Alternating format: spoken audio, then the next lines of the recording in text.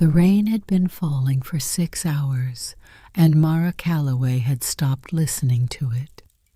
She sat in the front seat of a 2009 Civic with a cracked defroster and a gas gauge that hadn't moved off a quarter tank since Billings. Josie was asleep in the back, 8 years old, and curled under a fleece blanket with her sneakers still on the way. Kids sleep when they've learned not to ask how much longer. The envelope had been sitting on the passenger seat for 10 days. Certified mail. She'd signed for it in the parking lot of the hospital, the same hospital that had escorted her out 2 weeks earlier with a box of her belongings and a letter she already knew by heart.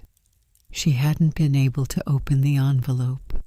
Some part of her was afraid one more piece of bad news would be the thing that finally broke her in half. But it was 3 in the morning and her daughter was asleep, and the rain wasn't stopping, and Mara was out of reasons to wait. She tore it open. There was no letter inside. Only a land deed, 340 acres in Harlow County, Montana, already in her name, and a handwritten note, 4 lines in her grandfather's unmistakable scrawl. Don't go to the county office. Don't hire a lawyer from Harlow. Come alone. What's under the land is what matters. Roy Calloway had been dead for 12 days. Mara read the note 3 times. Then she read the deed. Then she sat in the dark with both documents on her lap and listened to her daughter breathe and tried to figure out what kind of man gives away 340 acres of Montana mountain land without telling a single living soul why. She had met Roy Calloway exactly 7 times in her life. She remembered each one the way you remember things that don't quite make sense, not because they were traumatic, but because they never fully resolved into anything she understood. He was tall and quiet, and he always arrived alone. He sat at the edges of rooms.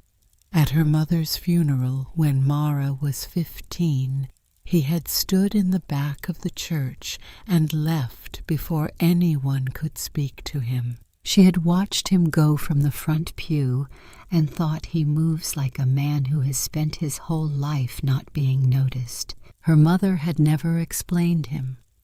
Any time Mara asked, the answer was the same short final, the kind of short that meant the door was closed and please don't knock again. He lives up in the mountains. He's your grandfather. That's enough.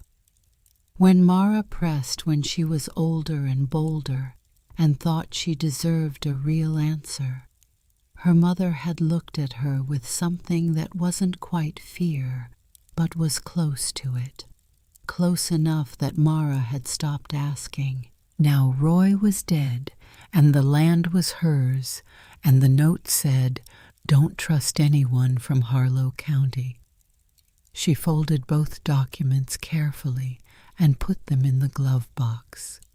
Then she leaned her head back against the seat and stared at the water running in long silver lines down the windshield, and thought about what it means when a dead man gives you a warning. She thought about it for a long time. By 5 in the morning she had made a decision. Not a comfortable one. Not one she could easily explain even to herself. But she had spent 2 years making safe decisions, and safe decisions had landed her in a parking lot in Billings with a sleeping child and $43 in her checking account. Whatever Roy Calloway had left her, it was more than she currently had. And whatever he wanted her to find, he had believed she was the one who could find it. That was more faith than most people had shown her lately. She started the engine. Josie stirred in the back seat, opened one eye, and looked at her mother with the particular exhausted calm of a child who has learned to read situations before asking about them. "Where are we going?" "Montana," Mara said. Josie closed her eye. "Okay." That was the whole conversation.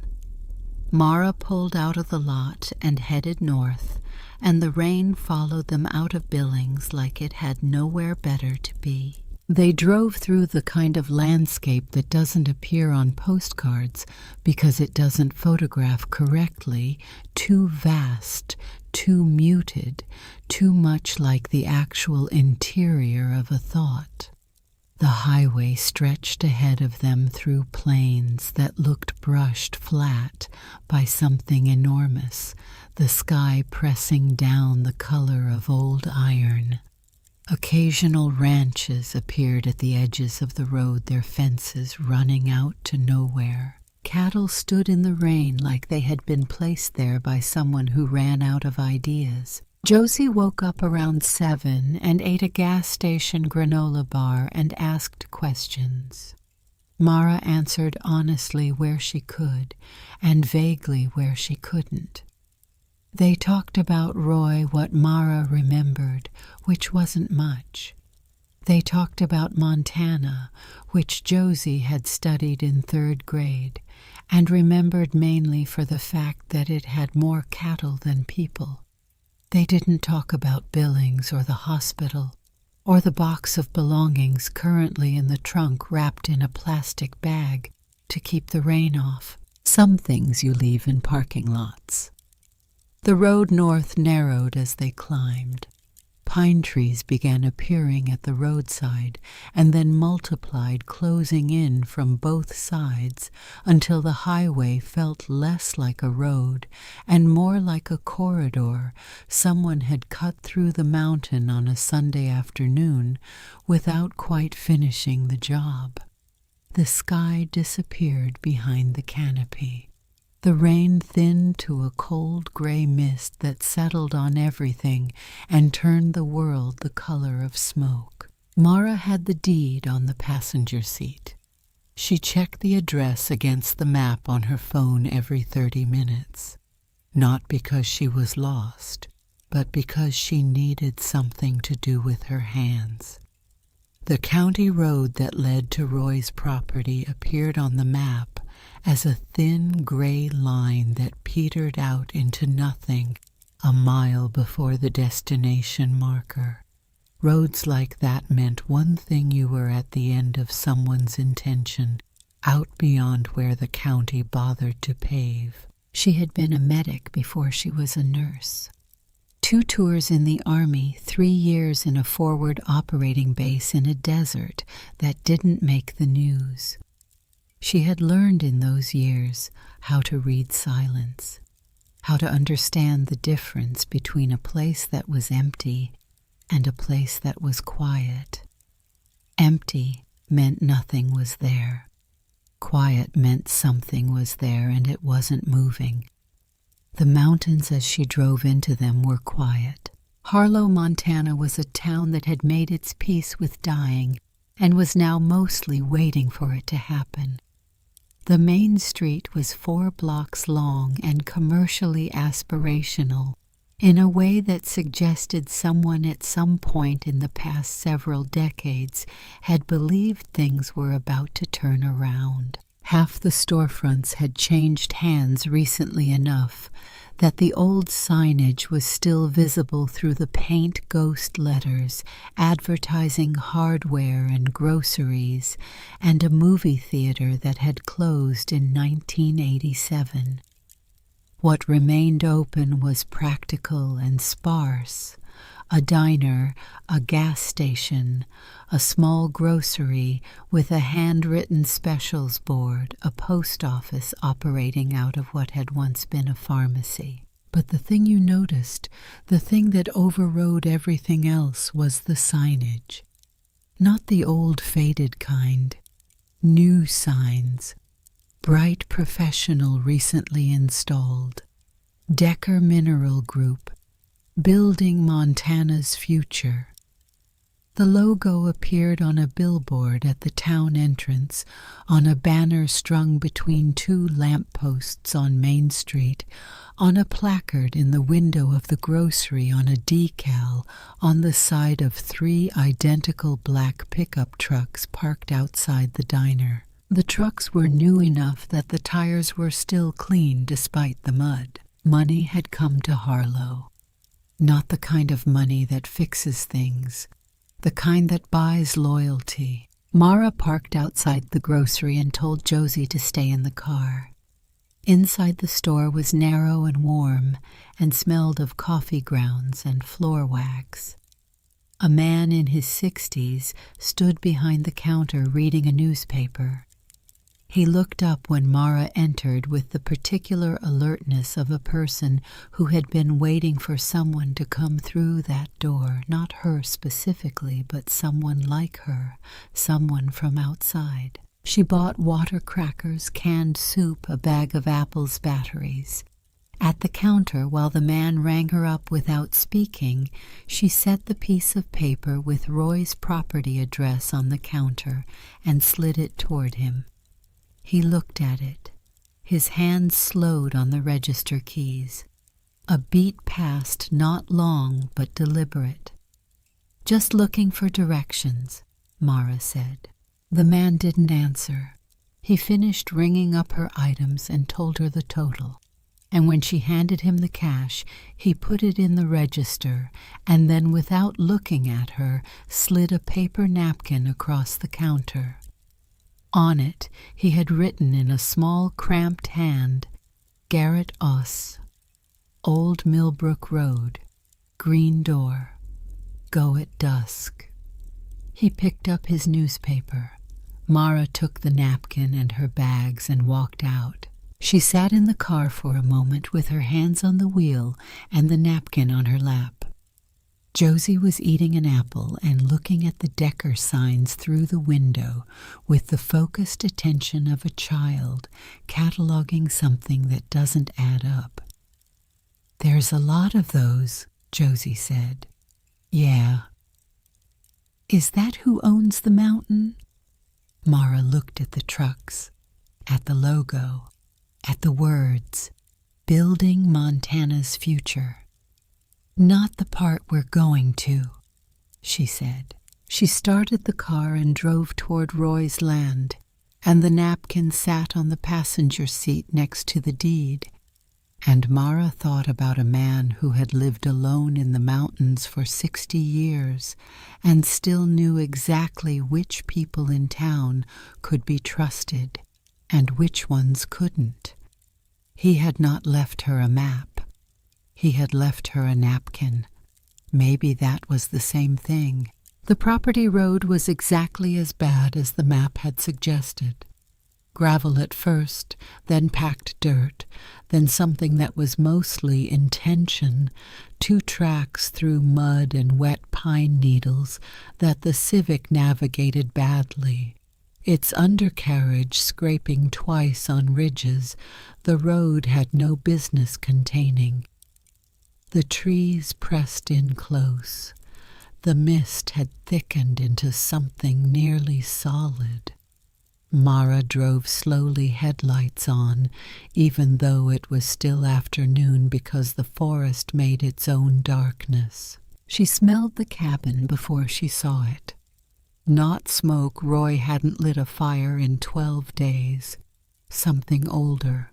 Pine resin and cold earth, and the particular mineral sharpness of stone that hasn't been disturbed in a long time. The smell of a place that has been sealed. The gate appeared through the trees, rusted iron set into 2 posts of poured concrete, wrapped in a chain and padlock that had oxidized to the same brown red as everything else. Beyond it, barely visible through the mist, the cabin sat at the top of a short rise. Gabled roof, wood plank walls gone silver with age. Windows covered from the outside with boards that had been nailed on so long ago, the nail heads had bled rust streaks down the planks. A covered porch, a stone chimney, and on the front door, a county sheriff's seal. The paper had yellowed and curled at the edges, but the ink was still legible. Harlow County Sheriff's Department. Notice of property closure. March 19th, 1963. Not 1948. Not some distant date she could push to the periphery of her thinking. 61 years ago. Recent enough in the mathematics of consequence to still be hurting someone. Mara stood at the gate in the mist and read the seal and felt the first real chill of the day. Not from the cold, but from the understanding that whatever happened on this mountain in March of 1963 had been important enough for the county to lock a door and leave it locked for more than 6 decades. Behind her, Josie had climbed out of the car and was standing at the edge of the tree line looking at something on the ground. Mom. The word came out careful and low, the way Josie said things when she was being deliberate. Mara turned. Her daughter was standing very still, pointing at the mud beside the porch steps. Boot prints. Adult. Deep-heeled, relatively recent, the edges still sharp, not yet softened by the mist. Someone had stood there, weight forward, facing the door, and then walked back toward the trees. The prints disappeared into the shadows at the forest edge and didn't come back out. Mara looked at the tree line. The forest looked back. Back in the car, she said quietly. Are we leaving? No, we're sitting in the car for a minute. Josie got back in without argument. Mara stood at the gate a moment longer watching the trees. Nothing moved. No sound except the slow drip of mist from the pine branches and the distant low murmur of wind somewhere higher up the mountain.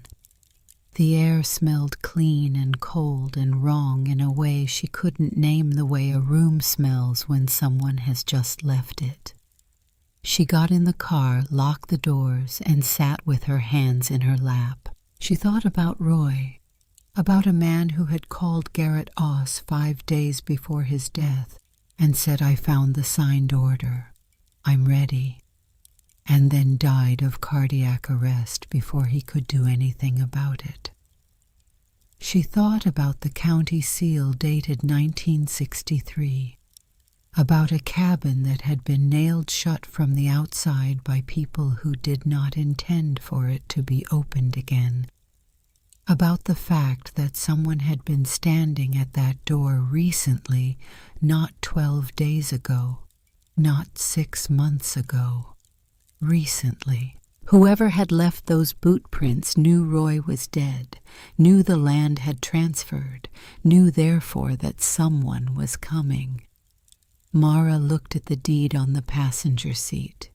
Then she looked at Josie in the rearview mirror, and Josie was looking back at her with those dark, careful eyes that missed nothing. I want you to listen to me, Mara said. I'm listening. If I tell you to get in the car and lock the doors, you do it without asking why. You understand me? Yes. And you keep the car locked until I come back. What if you don't come back? Mara held her daughter's eyes in the mirror for a long moment. I always come back, she said. That's the one thing you can count on. Josie considered this with the seriousness she brought to everything worth considering. Then she nodded. They sat in the locked car until the light began to go, which in the mountains in November happened fast and without much ceremony. By 4:30 the trees were shapes. By 5 they were shadows. Mara had made a list in her head, the things she needed to know the order of operations that a situation like this required. She had learned that skill in the army, where the gap between panic and action was usually filled by whoever had the presence of mind to think in lists. At 10 minutes to dusk, she started the engine and drove back down the mountain road toward town.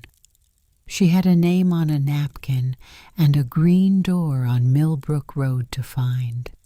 And whatever came after that, she would meet it the way she met everything, straight on with both eyes open.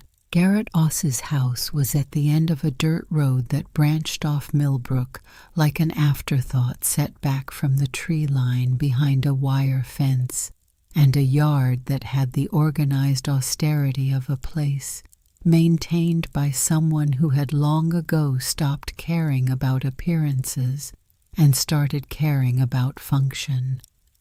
The green door was exactly where the napkin said it would be. The porch light was on. The curtain in the front window moved before Mara had finished parking. She knocked twice. The man who opened the door was 82 years old and built like someone had started with a bigger man and taken a great deal of material off over the years, still large in the frame, but lean now, worn down to the structural. He had white hair cut close and eyes the color of old creek water, and he looked at Mara for exactly 3 seconds before he stepped back from the doorway. "I figured you'd come today," he said. "Or never. Those are usually the 2 options." He turned and walked back into the house, and after a moment Mara followed him. The front room was spare. A wood stove in the corner burning low. 2 chairs pulled close to it, which told her he had expected a visitor. On the table between the chairs, a manila folder closed. He sat down in one chair and waited for her to take the other. She did. Neither of them spoke for a moment. The wood stove ticked. Outside, the wind had picked up, pushing through the trees with a low, sustained sound like something breathing. "You're Roy's granddaughter," Ossie said. "I am. You look like him. Same way of holding still." Mara didn't respond to that. "He called me 5 days before he died," Ossie said. "Said he'd found the original detonation order, the signed one. Said he was ready to move forward." He looked at the wood stove. "I told him to wait. Said let me make some calls, let me figure out who we could go to that wouldn't get bought off before we got started." He paused. He was dead the following week. The room sat with that for a moment. "Tell me about March 1963, Mara said. Osei nodded slowly. The nod of a man who has been waiting to tell a particular story for a very long time and is not sure now that the moment has arrived that telling it will make him feel any better. He had been 21 years old 3 months into his first job as a deputy in the Harlow County Sheriff's Department. Roy Calloway was 28, the mine safety supervisor at Harlow Copper Company, working the tunnels that ran deep into the mountain north of town. The mine had been operating for 11 years. It employed most of the able-bodied men in the county. It was the only reason Harlow existed. That winter the miners had begun organizing. Not loudly, quietly, the way men organize when they know the people above them are watching. A union vote had been scheduled for March 20th, 1963. One day after the night, the North Tunnel collapsed. 14 men, Ose said. His voice was level. The level of a man who has said something so many times in his own head that the words have worn smooth. 14 men on the night shift. The collapse happened at 2 in the morning. By the time anyone got to the site, the entrance was sealed not from the cave-in, from a deliberate detonation. The blast pattern was wrong for a structural failure. Roy knew it the minute he saw the rock face. He'd been down in those tunnels every day for 3 years.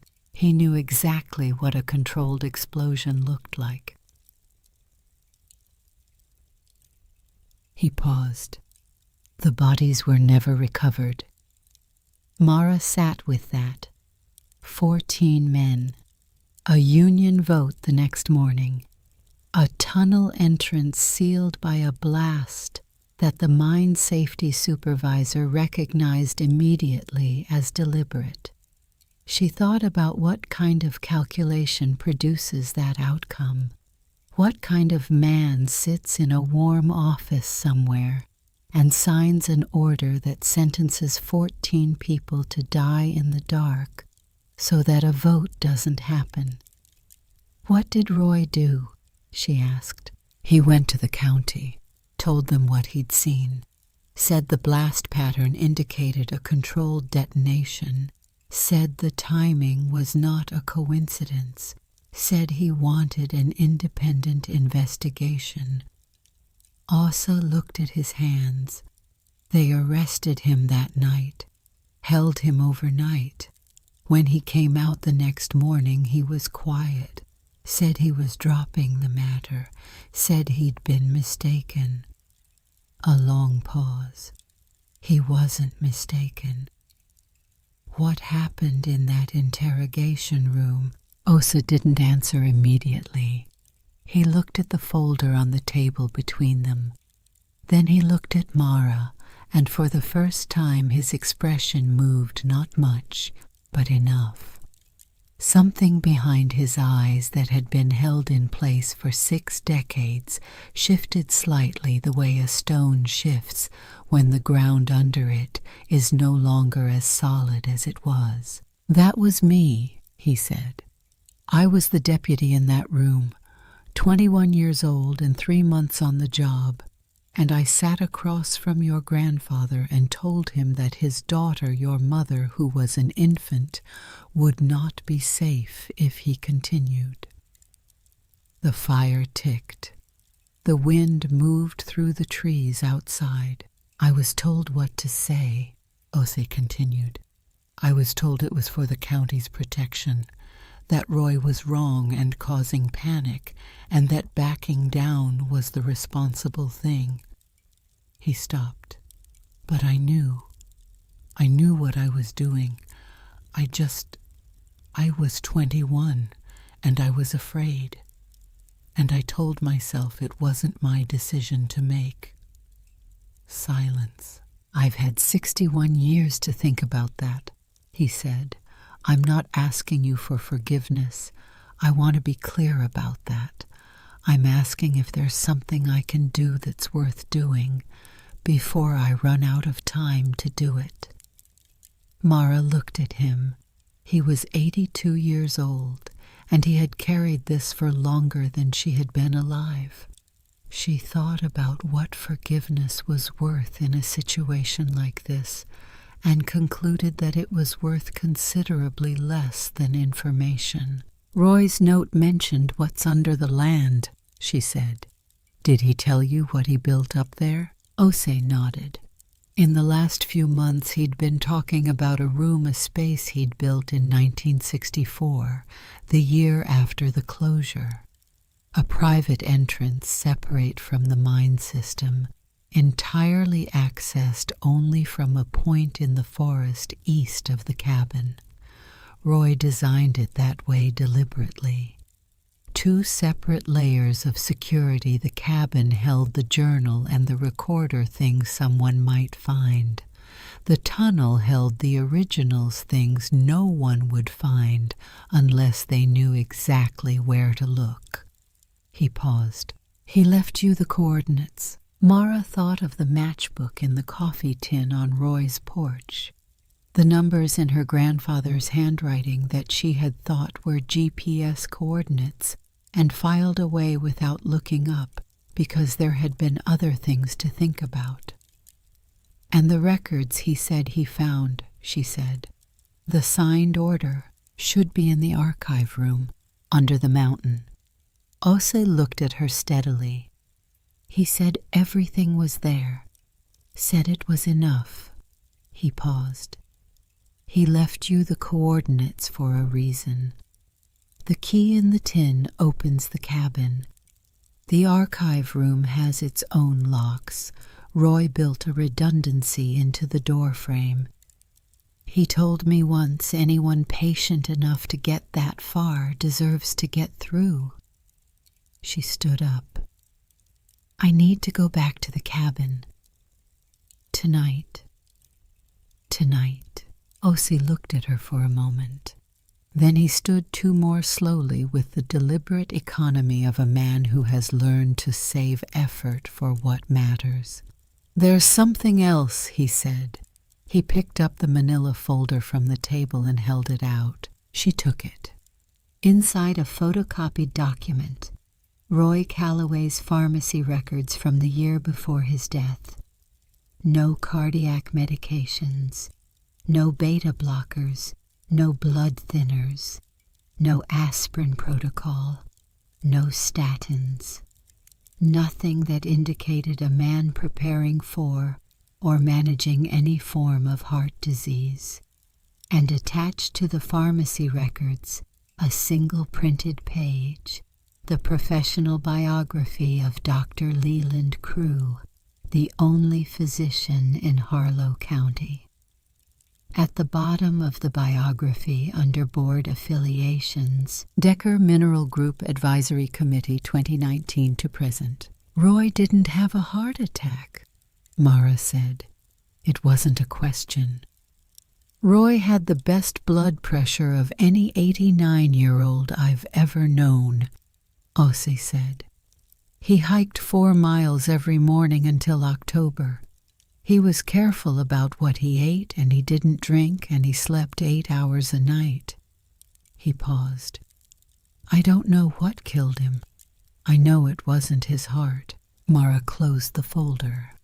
Her hands were steady. That was something she had always been able to rely on when everything else became uncertain. Her hands stayed steady. Army medic in a desert ER nurse, in a ward with too many patients and not enough staff, and now this. Her hands stayed steady. Who's Holt Decker? She asked. Gerald Decker's grandson. Gerald ran Harlow Copper Company in 1963.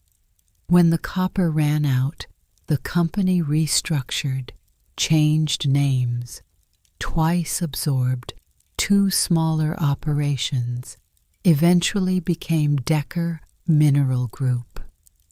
Rare earth elements now, lithium cobalt. The mountain your grandfather owned is sitting directly above the primary access corridor for their Phase 2 drilling permit. Ose paused. Holt Decker is 54 years old, and he went to Wharton, and he speaks very quietly, and he is exactly as dangerous as his grandfather was, just with better manners. Mara nodded. She tucked the folder under her arm and moved toward the door. At the threshold, she stopped. The boot prints at the cabin, she said. Fresh ones. Today. Ose's expression didn't change. Decker's people have been watching the property since Roy died.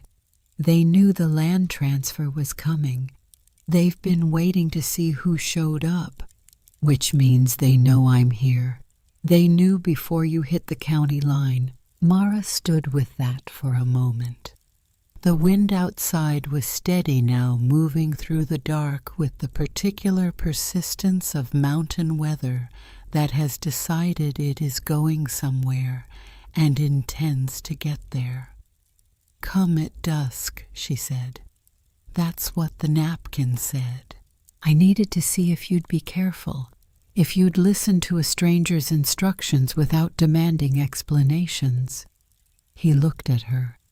"Your grandfather said you'd come, said you were the right one. I wanted to know if he was correct." And Ossie looked at her for a long moment. Something in his face settled into something that wasn't quite relief, but was in the same neighborhood. "He was correct," he said. She walked to her car. Josie was awake, sitting up straight, watching the green door through the window. When Mara got in, her daughter turned to look at her and read her face the way she always did, carefully, without rushing. "We're going back to the cabin," Josie said. It wasn't a question. "We're going back to the cabin. Is it safe?" Mara looked at the road ahead, at the dark tree line against the slightly less dark sky. She thought about Roy Calloway, who had lived alone in the mountains for 60 years, protecting something he believed in. She thought about Garrett Ossie, who had spent 61 years carrying a decision he'd made at 21 and was now at 82, trying to make it mean something different. She thought about 14 men who had gone into a mountain and not come out, and about a signed order that someone had believed was buried deep enough to stay buried forever. She thought about Josie, who had inherited none of this and deserved none of it, and was here anyway because her mother was here, and that was enough for her. "Stay close to me," Mara said. "That's all you have to do." She put the car in drive.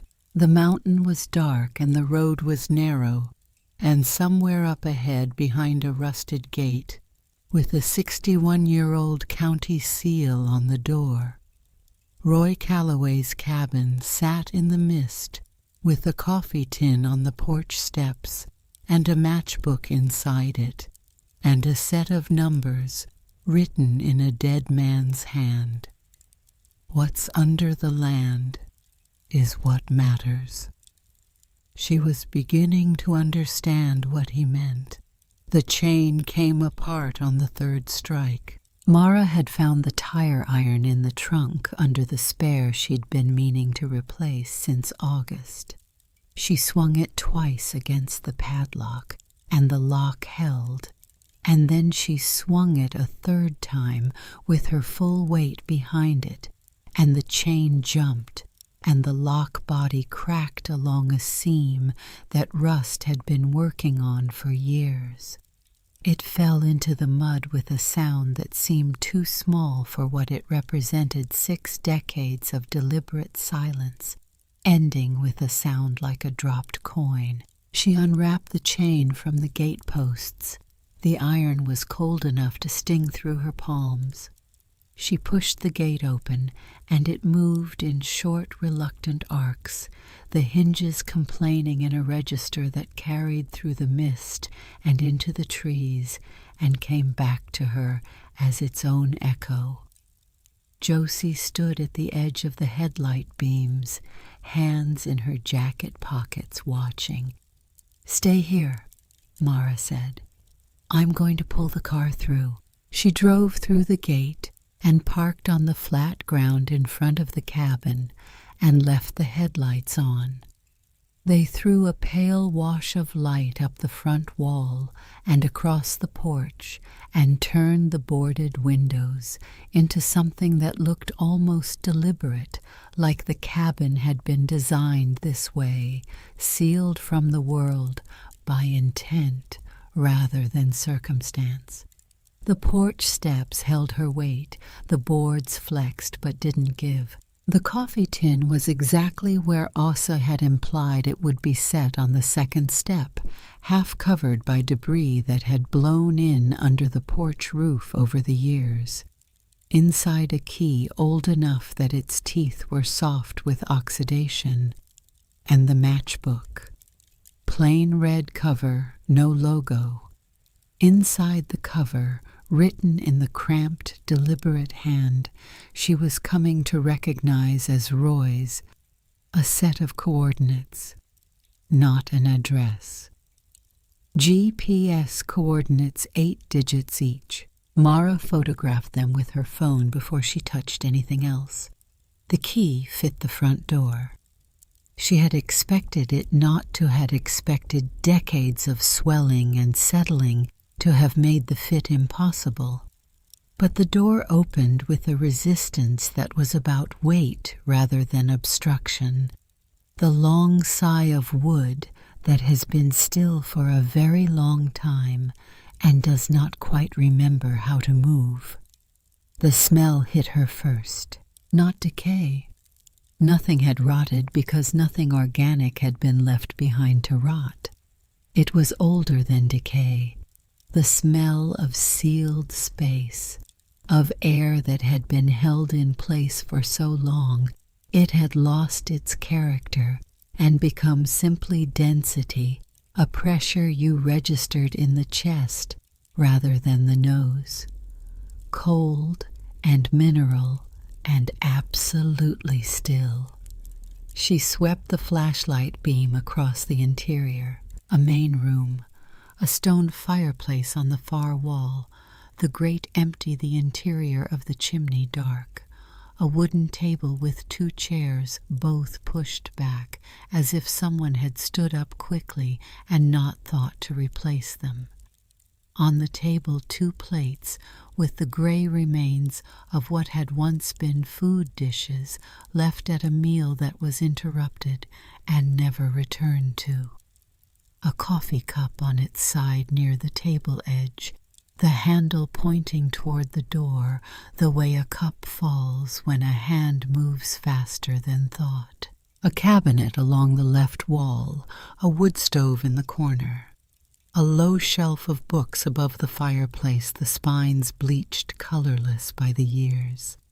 Newspapers on the floor, she could see the dates from where she stood. October, November, March, 1962, early 1963. Everything in the room had the quality of interrupted time, not abandoned, interrupted. There was a difference. Abandonment was a decision. This was something else. This was a life that had been continuing in one moment and sealed in the next, like a photograph taken at the wrong instant. On the wall beside the hallway entrance, scratched deep into the wood with something that had to have been a blade rather than a pen, words carved with the controlled desperation of someone writing something they needed to last. They killed them for the copper, not a note, not a diary entry, a testimony, written into the wall of the house so that even if every piece of paper was taken, even if every document was burned, even if everything portable was removed, the words would remain in the structure itself. They killed them for the copper. Mara stood in front of those words for a long time. The flashlight beam held steady in her grip. She thought about what state of mind produces something like that. Not panic, not grief, not anger exactly, but the cold, determined clarity of a man who understands that he is one of the last people who knows a particular truth, and is doing whatever he can to anchor it to something permanent before the truth is taken from him. She heard Josie on the porch steps. "I told you to stay by the car." "I know." Josie came through the door and stood beside her mother and looked at the room with the focused inventory of a child who had learned to assess situations before reacting to them. She looked at the plates on the table, the fallen cup, the newspapers on the floor. "It looks like he left in a hurry." "He did." "Why didn't he come back?" "Because someone made sure he didn't." Josie looked at the words carved in the wall, read them slowly, then looked at her mother. Who's they? That's what we're here to find out. She had Josie hold the flashlight while she went through the room systematically, not searching frantically, but methodically, the way she'd triaged patients in the ER. Most critical first. Establish what you have, then decide what you need. The cabinet held canned goods, most of them from the early 60s, swollen and unsafe, but 3 of them newer within the last year, their labels bright and their seams uncompromised. Roy had been here recently. Through the tunnel, Aussie had said. Not through the sealed front door, but here in this room recently enough to leave supplies. He had come in through the forest entrance and made his way through the tunnel to replenish what he could, maintaining the cabin as best he could from below, keeping it alive in the only way available to him. Beneath the loose floorboard she found it. Josie discovered it technically. She had been walking along the wall near the hallway entrance, trailing her hand across the boards, when one of them shifted under her foot, with a sound that was distinctly hollow, a resonance that didn't match the solid thud of the boards on either side of it. She stopped and pressed down again deliberately and looked at her mother. Mara knelt and ran her fingers around the board's edge. No nails on one end. A finger notch worn smooth by use cut into the wood on the side facing the hallway. She lifted it. A cavity below roughly 18 inches deep, lined with oilcloth that had been carefully sealed at the edges with something tar-based that had hardened to the consistency of old rubber. Inside the oilcloth, wrapped again in what had once been a wool blanket, a leather-bound journal, its cover warped slightly from decades of temperature variation, but the binding intact. And beside it, wrapped separately in waxed canvas, a reel-to-reel tape recorder, small enough to have been portable in 1963, with a single tape reel still loaded in the housing, and beside both of those a sealed envelope, the paper brown with age addressed in Roy's handwriting to a single name, Garrett. Mara set the envelope aside. She opened the journal. Roy Calloway's handwriting was a revelation.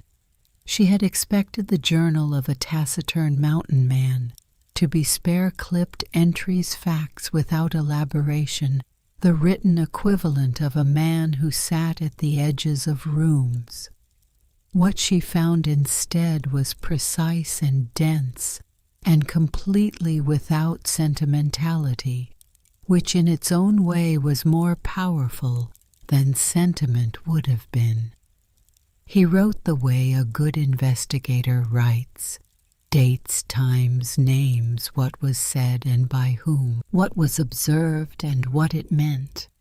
No adjectives wasted, no emotions catalogued, just the record kept with the discipline of someone who understood that a record only has power if it's accurate. The early entries covered 1961 and 1962, his work at the mine, the daily protocols of a safety supervisor, inspection schedules, equipment, conditions, incident reports. Normal, precise. The handwriting of a man doing a job he took seriously. Then, in the fall of 1962, the tone shifted. Not dramatically, but Mara could feel it in the density of the text, more words per page, the letters pressed harder into the paper, the margins filled in where they had previously been empty. The miners had begun talking about a union, Not publicly, Roy noted that explicitly underlined twice. Not publicly. In the parking lot before shifts. In the cab of a truck with the engine running and the windows up. The vote was scheduled for March 20th. Roy had been asked by several of the men whether his position as safety supervisor put him in a conflict, whether he was management or labor effectively, and where his sympathies lay. He had told them he was neither. He was responsible for whether people came out of the ground alive. That was his only allegiance. In February 1963, two things happened. First, a man named Whitfield, who ran site operations for Harlow Copper Company and reported directly to the Denver office, called Roy into his office and told him the safety inspection schedule for the North Tunnel was being moved. Pushed back 3 weeks past the union vote date for what Whitfield described as logistical reasons. Roy had objected. He documented the objection in the journal with the date and Whitfield's exact words, then written beneath them in larger letters. This is not a logistical decision. Second, Roy had begun seeing vehicles he didn't recognize, parked near the mine entrance, on days they had no business being there. Not workers' trucks, clean vehicles, a sedan that appeared 3 times in 2 weeks. Men in the front seat who did not get out. He had written down the license plates. On the night of March 18, 1963, Roy had been at his desk in the site office doing paperwork when he heard the sound. He described it as feeling it more than hearing it, a compression in the air, a vibration that moved through the floor of the building and up through the chair legs and into the base of his spine before the sound itself arrived. A controlled detonation produces a specific acoustic signature. He knew it. He had spent 3 years learning the difference between the sounds a mountain makes when it is settling and the sounds it makes when someone is taking a piece of it apart. He ran to the North Tunnel entrance. What he found there, he wrote in the journal with the same flat precision he used for everything.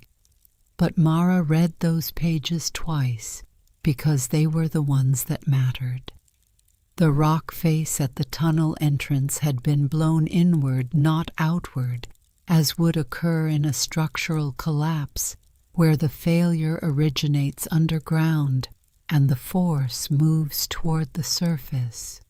Inward, as if the detonation had originated at or near the entrance itself, collapsing the tunnel from the mouth rather than from within. 14 men on the night shift. He had known standing at that rock face in the dark that none of them were coming out. He had written down everything he saw. He had drawn a diagram of the blast pattern in the margin of the journal page, precise and spare. As everything else, he produced the lines of force, indicated by small arrows. He had written controlled detonation, entrance charge, external origin, and beneath that, underlined Gerald Decker, signed the inspection waiver. February 28th, 1963. 18 days before. Mara read that last line and read it again. Gerald Decker, Holt's grandfather, the man who now had a grandson running a company with a Phase 2 drilling permit on the mountain above this very cabin. The Decker family had killed 14 men to prevent a Union vote in 1963, and 61 years later, they were back on the same mountain with the same intent to extract what was under the ground without being impeded by the people who lived above it. She turned more pages. The 1987 entries were near the back of the journal. Roy's handwriting had changed by then, still precise, but the letters were larger, the pressure on the page slightly less urgent, as if 62-year-old Roy had learned something about conservation that 28-year-old Roy hadn't known yet. He had spent 24 years preparing what he called the approach building his archive room in 1964, gathering documents, making copies, waiting for a moment when someone with the right skills and the right standing might be ready to move the evidence forward. In the spring of 1987, he had reached out to the surviving families, and Mara's mother's name appeared in the journal on page 212, circled in ink that had faded to rust brown with age. Catherine Calloway, 22, paralegal, Harlow County connections, understands land records. Her mother had been 22 years old. She'd been working as a paralegal in a small practice learning the trade before law school. She had driven up to this mountain to help her grandfather build a legal case that might finally bring some measure of accounting for 14 dead men. Roy had written about her in terms that were for Roy effusive. She is careful and thorough, and she understands what is at stake. She is the right person for this. 3 weeks after that entry, the journal recorded the interruption, the ransacked office, the brick through the window, and then a single line written the day after. They named Mara. The note named Mara. My great-granddaughter is 11 months old, and they named her in a threat. After that, nothing. The journal entry stopped for 6 years. When they resumed in 1993, Roy wrote only one sentence about the decision he had made in 1987. I withdrew to protect them. I have not forgiven myself for it. I intend to make it right. Mara closed the journal carefully and sat with it in her lap and looked at the far wall of the cabin where her grandfather had carved his testimony into the wood. She thought about her mother, who had been 22 years old and brave enough to climb this mountain and help build a case that could have destroyed powerful people, and who had been threatened off it when Mara was 11 months old, who had spent the rest of her life never explaining why she flinched when Roy's name came up, who had died in a car accident on a clear, dry road in September 2003 when Mara was 15. She thought about that. For the first time, she thought about that with the particular attention it deserved. Mom. Josie's voice was low and very still. Mara looked up. Her daughter was at the window standing to the side of it, not in front, in the instinctive posture of a child who has absorbed her mother's habits. Looking out through the gap between two boards into the darkness below the cabin. Her voice had that quality again, the careful one. There's a car on the road. It stopped. Mara moved to the window and looked through the same gap. Below the rise at the point where the property road curved out of the trees before the gate, a vehicle sat with its lights off. Black large. An SUV possibly. No movement from inside. Just sitting there in the dark with its engine off facing the cabin. Watching. How long? Mara asked. Since you were reading, maybe 20 minutes. 20 minutes. They had been watching for 20 minutes and hadn't moved. That was patience. the patience of people who were waiting for something specific, who had already decided what the outcome of this evening was going to be, and were simply waiting for the right moment to produce it. Mara picked up the journal, the reel recorder, the sealed envelope addressed to Garrett. She wrapped them in the oilcloth and put them in the bag she'd brought from the car. "We need to get the matchbook," she said. Josie had it. She'd been holding it since the porch, keeping it safe with the focused reliability that was her particular gift. She handed it to her mother without being asked. Mara looked at the coordinates. She had photographed them, but she looked at them again now with the understanding she hadn't had an hour ago. These were not GPS coordinates for a location above ground. Roy had built a tunnel entrance in the forest 400 yards east of the cabin, private, separate from the mine system entirely. Built in 1964 by a man who knew even then that the day might come when someone needed to get into the mountain without being seen. She had the key to what was there. She just needed to get to it without the people in the vehicle below the property line following her into the dark. "Put your jacket on," she said to Josie. "We're going out the back." The back of the cabin opened onto a small clearing that the pines had been encroaching on for decades, their outermost branches nearly touching the rear wall. Mara held Josie's hand and moved through the clearing at the pace that cold mud and low visibility demanded deliberate, quiet testing each step before committing to it. No flashlight. The light would be visible through the trees. She had the coordinates memorized. 400 yards east meant roughly 12 minutes of careful movement through dark forest, bearing slightly downhill to account for the terrain. She had done navigation under worse conditions than this. No moon, unfamiliar ground, a child beside her. This was manageable. She told herself it was manageable, and her hands stayed steady, and she kept moving. The forest at night has a quality that daylight doesn't prepare you for.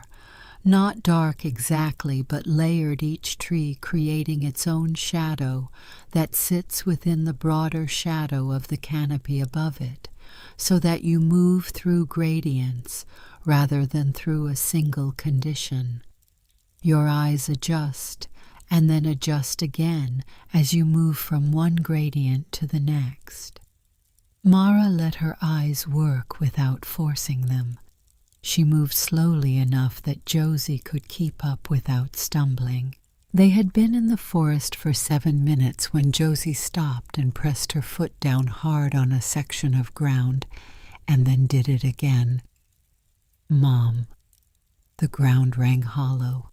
Not dramatically, just fractionally, a difference in resonance that you would not notice if you were not an 8-year-old child who had spent the last several hours being told to pay attention to everything. Mara knelt and pressed her own hand to the ground.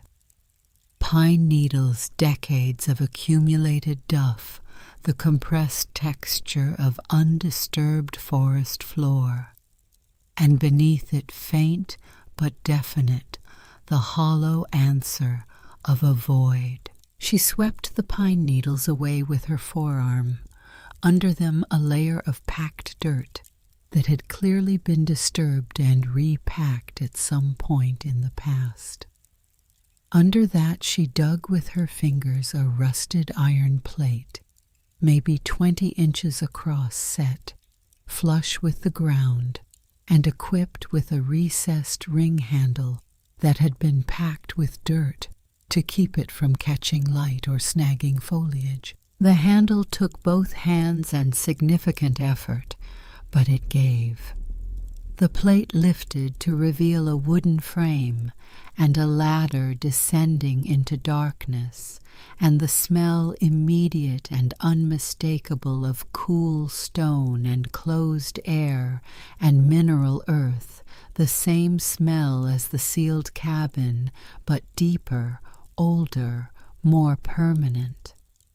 Roy had built this in 1964. He had come here for 60 years without anyone knowing where he was going. "You found it," Mara said. She was talking to Josie, but she was also talking to Roy. To the idea of him, this man she had barely known, who had spent his entire adult life preparing for a moment he wasn't certain would ever arrive, who had trusted that someone from his family would come up this mountain and be careful enough and patient enough and stubborn enough to follow the thread all the way to its end. He had believed she would come. He had been right. "Are we going down there?" Josie asked. "I'm going down there. You're going to sit here with the iron plate resting on the frame above you, not all the way closed, just resting, and you're going to be absolutely quiet and absolutely still. If the cold gets serious, go to the car. The keys are in my jacket pocket, the spare set, the one on the small ring. Lock the doors and wait." Josie looked into the dark below the iron plate. Then she looked at her mother with the steadiness that consistently amazed Mara. This child, this particular 8-year-old, who had slept in cars and eaten gas station dinners, and been told more times than any child should hear that things were going to be okay, who had developed as a result the profound, unflappable calm of someone who has decided that panic is not a useful tool. "Okay," Josie said. "I'll be quiet." Mara hugged her once hard and descended the ladder. The tunnel was exactly wide enough for one person moving forward with purpose, and exactly tall enough to avoid crouching if you kept your head level and your chin up. The walls were stone, shored with timber framing that Roy had installed and maintained for decades. She could see where he had replaced sections, the newer wood bright against the dark of the original timbers, even in the flashlight beam. The floor was packed earth relatively dry, the tunnel angling slightly downward as it moved deeper into the mountain. She counted her steps. At 212 steps, the tunnel turned left and widened into an anteroom stone walls. On 3 sides, a heavy wooden door set into the 4th. The door was fitted with 2 padlocks, both modern within the last 10 years by the look of them. Roy had been maintaining this place until very recently. The key from the coffee tin fit neither lock. She stood in front of the door for a moment and thought about that. Then she looked more carefully at the door frame at the seam, where the frame met the stone on the right side. Roy was an engineer. He thought in redundancies. He had designed 2 separate entry points deliberately, the cabin above for casual discovery, the tunnel below for those who earned it. He would not have a single point of failure at the final door either. At the base of the door frame on the right side, a loose stone. She worked it free. Behind it, in a cavity sealed with rubber, 2 keys on a wire loop. Both locks opened. The room beyond was 15 feet by 20 feet, and it was the most carefully organized space she had ever entered in her life. Roy had been building this room since 1964 and maintaining it ever since, and the 60 years of careful curation were visible in every surface.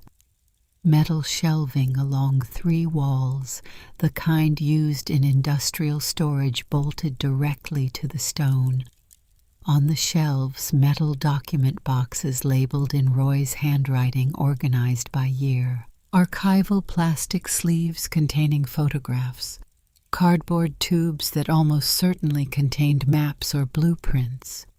On a separate low table against the left wall, a laptop computer no older than 2 years connected by a heavy-duty cable to a portable power unit. A portable scanner beside it. USB drives labeled and dated in a row along the table's edge. Roy Calloway, 89 years old and living alone in the Montana mountains, had spent the last years of his life digitizing 60 years of evidence. On the table beside the laptop, 3 sealed envelopes in a row, already addressed and stamped. She read the names: Ruth Aldine, Esquire, Missoula, Montana. Montana Public Radio, Investigative Unit, Helena, Montana. Federal Mine Safety and Health Administration, Denver, Colorado. She looked at them carefully. The stamps were affixed, but the envelopes had not been postmarked. They had never been mailed. These were the backup copies, the originals kept here. Roy had mailed separate USB drives to the same 3 addresses 6 weeks ago, the archive copies that were already out in the world. These envelopes were what remained in the room the physical redundancy kept, because Roy never trusted a single copy of anything. She opened the first document box. Inside, in archival sleeves, the document she had been reading toward in Roy's journal, the detonation order. A single page typed on Harlow Copper Company letterhead, dated March 13th, 1963. Authorizing, in the clipped language of corporate directive, a controlled detonation of the North Tunnel entrance for the purposes of... And here the language shifted into a phrase so precisely calibrated to mean nothing while meaning everything. Operational restructuring of labor resource deployment. At the bottom, a signature. Gerald Decker. Neat, confident, the signature of a man who was certain his document would never be read by anyone he had not authorized to read it. 6 days before the collapse. 6 days before 14 men went into the mountain and did not come out. She held the sleeve carefully by the edges. Her hands were steady. Her breathing was controlled. She was a medic. She was a nurse. She had held worse things than this in emergency rooms at 2 a.m, when the thing she was holding was the difference between someone living and someone dying. She could hold this. She went through the other boxes methodically. Photographs, and these were the ones that required the steadiness she was relying on, because the photographs were of the miners, not abstract specific. Faces. 14 men standing outside the tunnel entrance in what appeared to be a group photograph from the previous summer, squinting in the sun, some of them with their arms around each other's shoulders, the easy posture of men who have worked together long enough to stop thinking about it. 14 men who would be dead by March. More photographs. The blast site taken by Roy himself on the night of March 19th, 1963.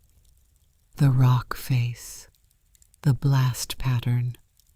She could see what he had described in the journal, the inward direction of the force, the specific signature of a charge set at the entrance. rather than originating from within. A payment ledger. Harlow Copper Company. Disbursements 1962 to 1963. Entries to county officials labeled in terms that anyone familiar with corruption would recognize as standard obfuscation consulting fees, administrative services, coordination expenses. 2 former sheriffs, a county judge, the county medical examiner who had certified the deaths as accidental. All paid, all maintained, and in a separate box the 1987 materials. Roy's correspondence with the surviving families, and a partial legal brief 12 pages stapled the top page bearing the letterhead of a paralegal service in Billings, and in the typed byline below the letterhead, Catherine Calloway Paralegal, her mother's work. 12 pages of careful legal argument that her mother had constructed at 22 years old, knowing the history, knowing the risk, doing it anyway. The argument was clean and well-structured, and cited the right statutes, and Mara could see reading it that it would have been effective, that it had the shape of something that would have worked. It had never been used. Mara set the brief down carefully on the table. She stood in Roy's archive room, 60 feet beneath a Montana mountain, surrounded by 60 years of evidence that her grandfather had gathered and protected and died protecting, and she allowed herself exactly 30 seconds to feel the full weight of it. The 14 men, the Union vote, the detonation, the cover-up, her mother's brief, the threat that ended it, the car accident on a clear, dry road in September 2003, and Roy in this room alone, for 60 years waiting, 30 seconds. Then she picked up Roy's satellite phone, which was on the table beside the laptop, plugged in and fully charged, and she called the number she had found written on a card tucked into the spine of the first document box. Ruth Aldine, Esquire, Missoula. The call connected on the second ring. The woman who answered sounded like someone who had been expecting a call at an unusual hour and was not surprised by it. Her voice was measured and precise, the voice of someone who deals in the accuracy of documents and has learned to keep her own speech to that same standard. "This is Mara Calloway," Mara said, "Roy's granddaughter." A pause. Then, "I've been waiting for this call for 6 weeks. I need you to tell me you have the deed and the originals." "I have both. Then we can move." Another pause, shorter. "The USB drives Roy mailed 6 weeks ago, the copies went out all 3. The federal office in Denver has had theirs for 5 weeks. I've been in contact with the FBI field office in Billings for the past 3. We were waiting for a family member to establish legal standing. Without that, the chain of custody is incomplete. What do you need from me?" "Your signature on a quiet title action. It establishes that Roy never signed the county closure order, which he didn't, and that the 1963 property transfer was never legally executed. Once that's filed, every surface use and subsurface permit Decker Mineral Group holds on that mountain is immediately subject to review. Their Phase 2 EPA approval freezes automatically." Her voice was careful and even. "We file at 2 a.m., so it's in the system before anyone can make calls to slow it down." "I'll sign whatever you need," Mara said. "There's one more thing. Decker's people, are they at the property now?" They're watching the road. Then you need to stay underground until I tell you otherwise. The FBI has a unit moving toward Harlow County from Billings. Estimated arrival 4 hours. They want the original documents intact and in your possession when they make contact. A pause. Can you hold 4 hours? Mara looked around Roy's archive room. The shelves, the boxes, the labeled USB drives. The photograph of 14 men squinting in the summer sun. The brief her mother had written at 22. "I've got everything I need down here," she said. 4 hours is fine. She ended the call and sat down in the single chair Roy had kept in the room, a plain wooden chair, practical, positioned in front of the work table. She thought about what it meant that Roy had prepared this so completely. The satellite phone charged on its cable, the backup envelopes ready on the table, the chair positioned exactly where someone sitting at the work table would want it. He had not simply gathered evidence. He had staged an operation.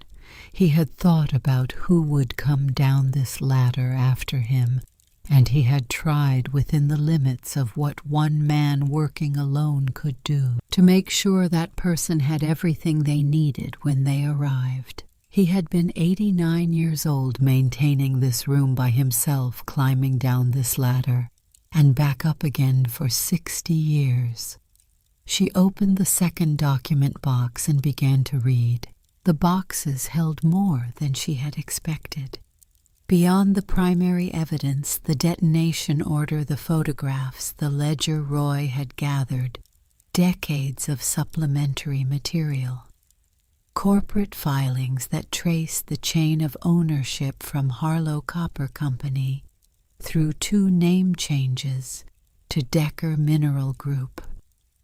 Land survey records from the 1960s showing the precise location of the copper deposits relative to the property boundaries. Correspondence between county officials and Denver-based attorneys from 1963 and 1964 discussing the property closure order in terms that carefully avoided any explicit acknowledgement of what the closure was actually protecting. Roy had understood the whole picture.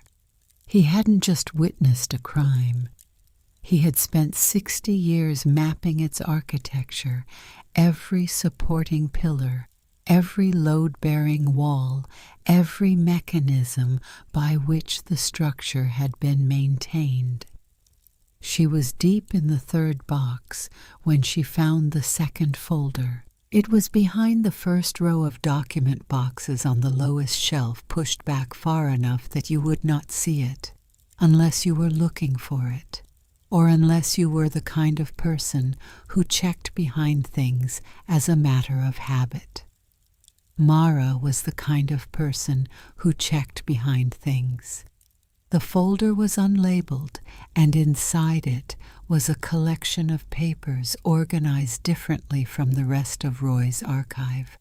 Not by year, not by category, but gathered together with a rubber band and a single word written on the tab in Roy's handwriting. Willa. She opened it.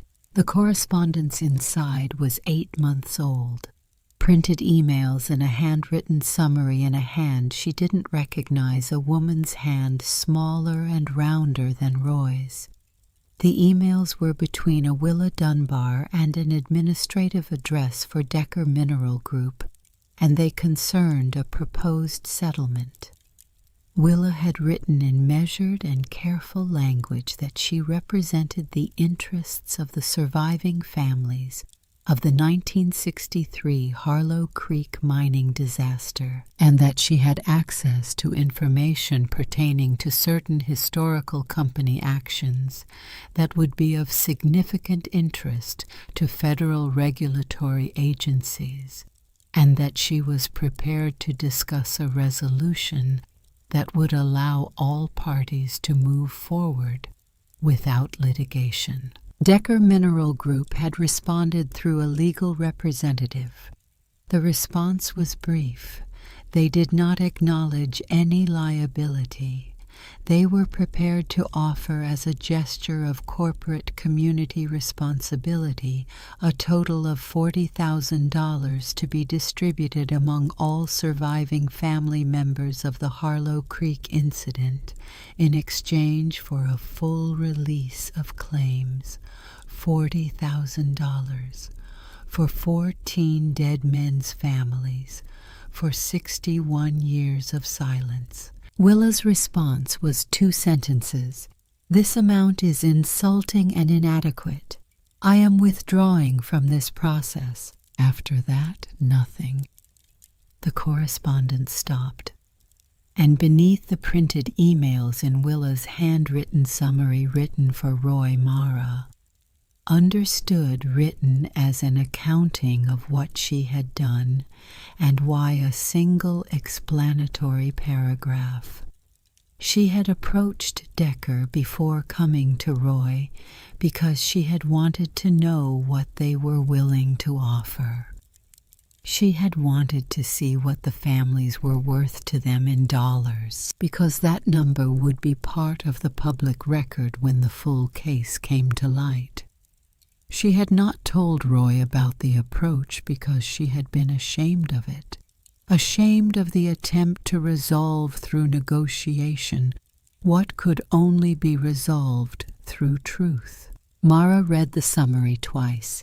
Then she folded it and put it back in the folder. She thought about Willa Dunbar, 61 years old, the daughter of a man who had gone into a mountain and not come out. She thought about what it costs a person to carry that for 60 years, not the grief which eventually becomes something you learn to live around, but the injustice, the knowledge that the people responsible had never been held to account and had in fact gone on to prosper. She thought about Willa sitting down at a computer 8 months ago and writing a carefully worded email to the company that had killed her father, hoping that $40,000 might be enough to give the families something, anything, before she was too old to fight for more. It was not a betrayal. It was exhaustion. There was a difference. She put the folder back behind the others on the shelf. Some things you know and don't use. That was a skill too. She had been underground for nearly 2 hours when her phone vibrated, not the satellite phone her own still charged from the power unit. A text from a number she didn't recognize. "This is Garrett. Someone just drove up your road.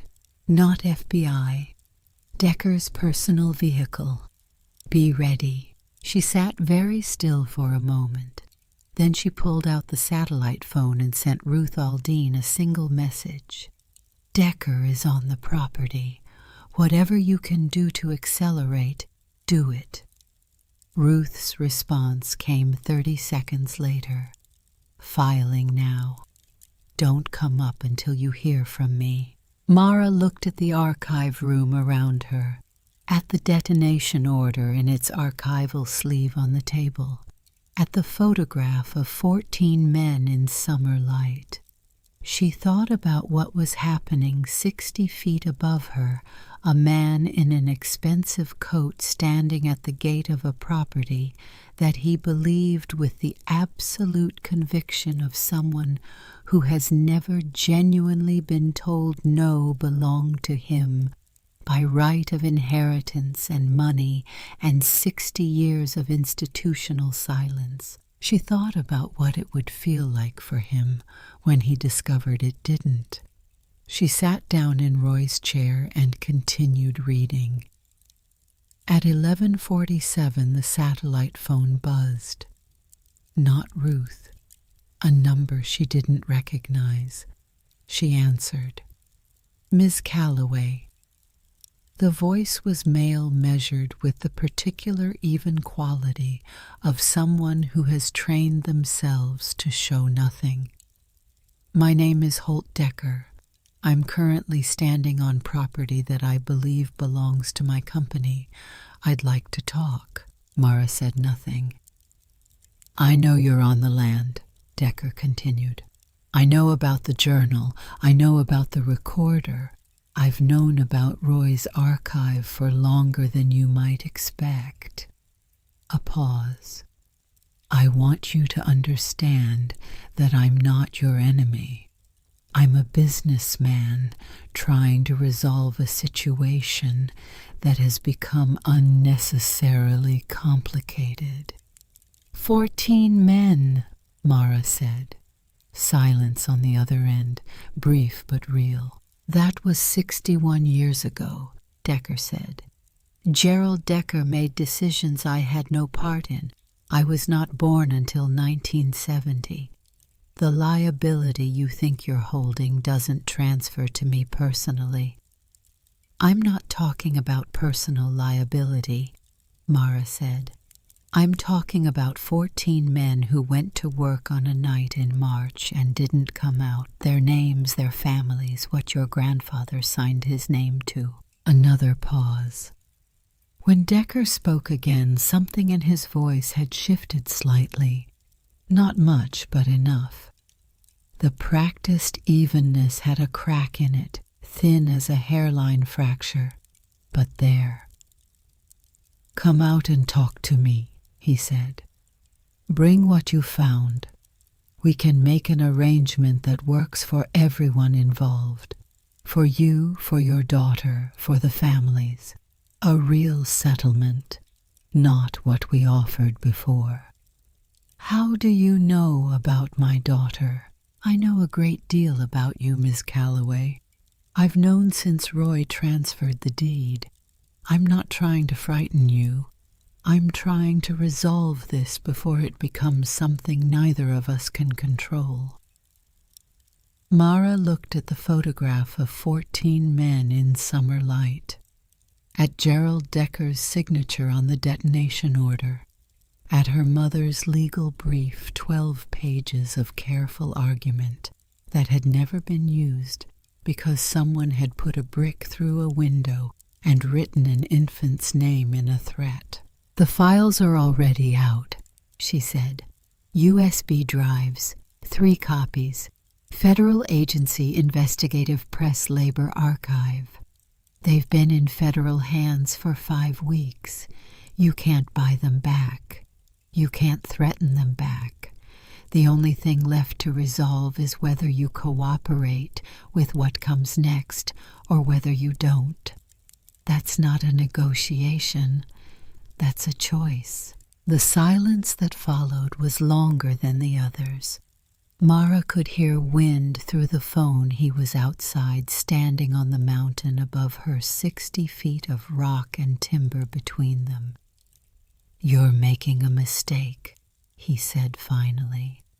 "My grandfather made the right decision for 61 years and died without seeing it matter," Mara said.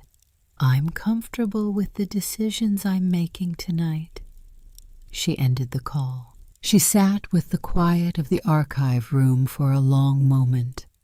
The mountain around her was indifferent cold stone and deep time, entirely unimpressed by the human drama being conducted in its interior. She found that comforting in a way she couldn't quite articulate. Some things were simply larger than the people trying to control them. At 2:29 in the morning, Ruth Aldine called. "It's filed," Ruth said. The quiet title action went into the federal system at 2:12. The court clerk in Missoula confirmed receipt at 2:29. A pause. "Decker's permits are frozen as of 46 minutes ago. His legal team will know by 6 a.m. when the automated notification goes out. And the FBI, 12 minutes out. They're coming in on the county road from the south, not the mountain road, so they won't pass Decker's people on the way in. They'll make contact at the property gate." Another pause, and something shifted slightly in Ruth's measured voice. Not unprofessionalism, just the brief recognition of a human moment. "Your grandfather was a careful man. He planned this very well." "He had 60 years to think about it," Mara said. "He did. He wanted me to tell you something if you called. He told me this 18 months ago when we first started working together, and he said if his granddaughter called from the archive room, I should tell her." A beat. "He said she'll be angry that I didn't tell her sooner. Tell her I was protecting her. Tell her that's what you do when someone is the right person for something. You protect them until the moment they're needed, and then you trust them completely." Mara sat with that in the cold quiet of the archive room. "He was right," she said finally. "I am angry. He said you would say that too." She ended the call and sat for another moment in Roy's chair in Roy's room, surrounded by 60 years of his careful, furious patience. Then she gathered the critical documents into the bag, sealed it, slung it over her shoulder, and climbed back up the ladder to where her daughter was waiting in the dark. Josie was exactly where Mara had left her, sitting cross-legged beside the iron plate, with her jacket zipped to her chin and her hands in her lap, and the particular composed patience of a child who had decided that being afraid would not make the time pass faster. She looked up when the plate shifted and her mother's head appeared, and the expression on her face was not relief. Exactly. It was the relaxation of a tension she had been holding very carefully, the way you hold something fragile. "You were gone a long time," Josie said. "I know. I heard a car engine close, and then a voice far away like someone on a phone." Mara climbed out and replaced the iron plate and brushed the pine needles back over it with her foot, not perfectly but well enough for the dark. "He called me," she said. "Decker. He tried to make a deal." Josie looked at her mother steadily. "What did you say?" "I told him it was too late for deals." Josie considered this. Then, "Is it?" "Yes," Mara said. "It is." She held out her hand and Josie took it. The bag on Mara's shoulder held 60 years of evidence, and her grandfather's life work, and her mother's unfinished legal brief, and the signed confession of a dead man who had believed his signature would stay buried forever. It was heavy in the way that things are heavy when they matter, not just in weight, but in consequence, in the specific gravity of truth that has been withheld for too long. "FBI," Mara said. "They're coming in from the South Road." Josie stood up and brushed the forest floor off her jacket. She looked at the bag on her mother's shoulder. "Did you find what he left?" "Everything he left." Mara held out her hand and Josie took it. Everything. They moved back through the forest toward the cabin, slower now. No urgency in the pace, just the careful movement of two people navigating dark ground who know that the most dangerous part is over and the careful part is just beginning. The mist had thinned during the hours underground. The sky above the pines was the particular dark blue of 4 in the morning, the color just before the color changes, when the night is exhausted, but the day hasn't committed. They came around the rear of the cabin and stopped. 3 vehicles on the property now. The two FBI units' dark SUVs with federal plates, their occupants standing in the clearing in front of the cabin with flashlights moving across the ground and the gate and the broken chain. And a third vehicle that had arrived separately, a county sheriff's cruiser. The light bar dark, its engine running. Mara felt Josie's hand tighten in hers. "That's okay," Mara said quietly. "That one's ours." She stepped around the corner of the cabin into the light. The lead agent's name was Carver, mid-40s, the organized efficiency of someone who had made a long drive at an unusual hour and was now operating on coffee and purpose.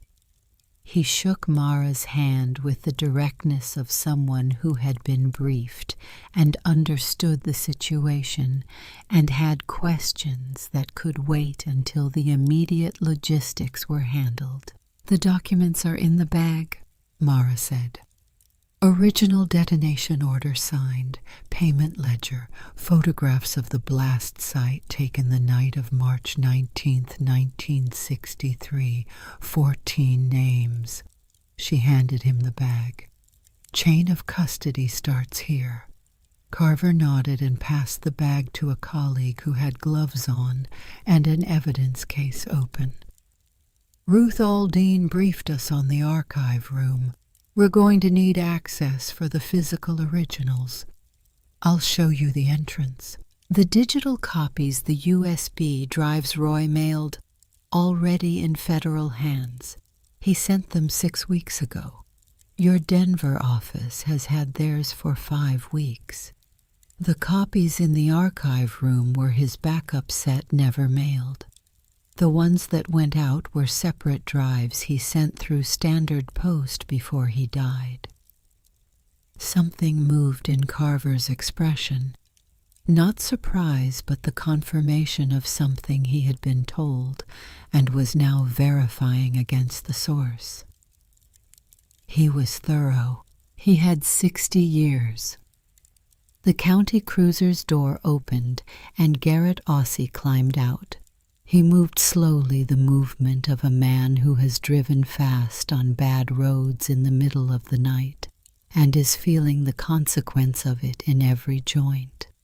But he was upright and he was present, and he carried himself with the deliberate straightness of someone who has decided that this night is too important to let the body be an excuse. He looked at Mara. She looked at him. "The documents are real," she said. "The order is real. Gerald Decker's signature is real." "I know," Ossie said. "I always knew." "Then you know what comes next." He looked at the agents moving around the property. At the cabin with its boarded windows and its 61-year-old county seal and the chain lying in the mud where Mara had left it. He looked at all of it with the expression of a man watching something he has imagined for a very long time finally take its actual shape, and discovering that the actual shape is both smaller and larger than the imagination. Smaller because real things are always more ordinary than the imagined version. Larger because they are real. "I'm going to give a statement," he said. "Everything. My name, my age, what I was told to say in that room, who told me to say it. What I knew and when I knew it. The whole account." He looked at Mara steadily. "I understand what that means for me in this town. You'll lose people. I've already lost them," he said. "I lost them in 1963. I just didn't know it yet." He paused. "There's a difference between being forgiven and being useful. I'm too old for the first one. The second one I can still manage." Mara nodded once. That was enough. Agent Carver approached. "Ms. Calloway, we need to discuss Holt Decker." He called me Mara said, "while I was underground, tried to make a deal." Carver's expression didn't change, but his attention sharpened in a way she could feel. What did he offer? He didn't get specific. He said, a real settlement. He wanted the documents in exchange. She paused. I told him the copies were already out. And he said I was making a mistake. Carver looked toward the road for a moment. He's currently at the Decker Mineral Group field office on Route 9, 12 miles south of here. We have a unit there. He arrived 40 minutes ago, and he's made 4 calls since. His legal team has been notified. His voice was even. He's not going anywhere, and his position that the land transfer was improperly executed, that Roy lacked standing to transfer property under county closure order Ms. Aldine's filing addresses that argument directly. The closure order was never legally executed because Roy never signed the transfer. The county has been operating on an assumption of ownership for 61 years. That assumption is not a deed. Mara thought about that, about Holt Decker in a field office 12 miles south making phone calls at 4 in the morning, trying to reconstruct a position that had already collapsed. About the particular quality of a man discovering that the ground he has been standing on for his entire professional life is not in the legal sense his ground at all. That every permit, every contract, every investment his company had made on the basis of that ground was built on something that was never real. His grandfather had created a fiction 61 years ago, and his family had lived inside it ever since. Now the fiction was done. His grandfather, she said, Gerald Decker, is he deceased? 1998. Carver paused. The liability doesn't transfer personally to Holt Decker for acts committed before he was born, but the corporate liability, Decker Mineral Group, as the successor entity to Harlow Copper Company, that's a different matter. The federal case will take time to build, but the evidence you've provided tonight is the foundation. Josie had drifted closer to Ossie during this conversation. Mara noticed in the way she noticed everything about her daughter that Josie was looking up at the old man with the same careful assessing gaze she brought to everything unfamiliar, not afraid, just reading him. Ossie looked down at her with an expression that was difficult to name, something that had the shape of recognition without the history to support it. You're Roy's great-granddaughter, Ossie said. Yes, Josie said. He talked about you. In the last few years when he'd call, he talked about you. He looked at her for a moment. He said you had his eyes. Josie considered this. I never met him. I know. Ossa looked away toward the cabin. That was my fault. Partly. He said it without elaboration, in the tone of someone stating a fact rather than seeking a response. I'm sorry for it. Josie looked at him for another moment, and then nodded the nod of a child who has accepted an apology she didn't ask for and filed it away correctly. Okay, she said. She reached over and took her mother's hand again. Mara looked at the cabin, at the county seal on the door that had been there for 61 years and would not be there by morning, at the boards on the windows behind which the interrupted life of 1963 was still arranged exactly as it had been left, the plates on the table, the coffee cup on its side, the newspapers on the floor. "The miners," she said to Carver. "The 14 men, the families. Official federal recognition is part of the investigation's mandate," Carver said. "Given the documentary evidence, the timeline, and the existence of a signed order, the case for a formal federal acknowledgement of the Harlow Creek incident is strong." He paused. "Their names will be in the congressional record. That's part of the process." 14 names. Men who had gone to work on a night in March 61 years ago and had been sealed into the mountain they worked in because powerful people wanted a vote to not happen. Whose families had been told it was an accident. Who had been buried without being buried, mourned without being acknowledged. Their deaths absorbed into the silence that the people who caused those deaths had constructed and maintained and paid for. Their names would be in the record now. That was not enough. It was never going to be enough. But it was the thing that could be done, and it was real, and it would last. "There's a woman named Willa Dunbar," Mara said.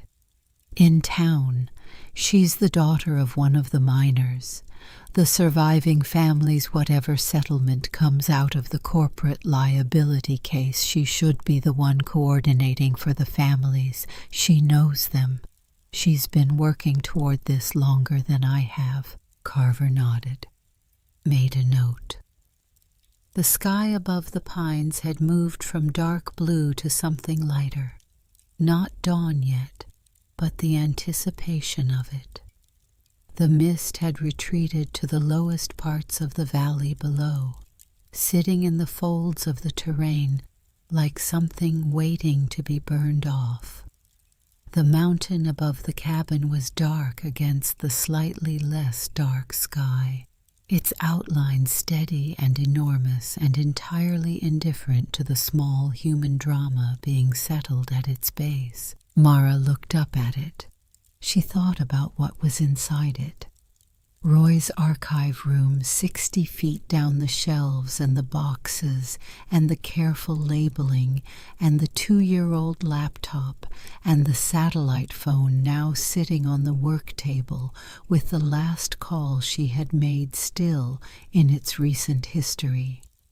She thought about Roy climbing down that ladder alone for 60 years in the dark to tend to something he believed would eventually matter. She thought about a room that no one had known existed until an 8-year-old girl pressed her foot against the hollow ground. The morning came gradually and without drama, the way mornings come in the mountains, not announced, but simply present the darkness thinning to gray. The gray warming by increments, the shapes of things becoming specific again after the long generalization of night.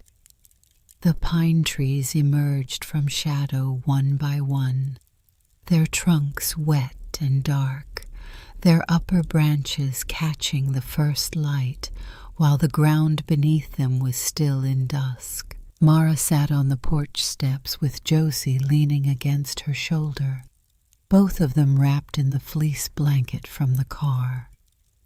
The agents had been in and out of the cabin and into the forest to photograph and document the tunnel entrance.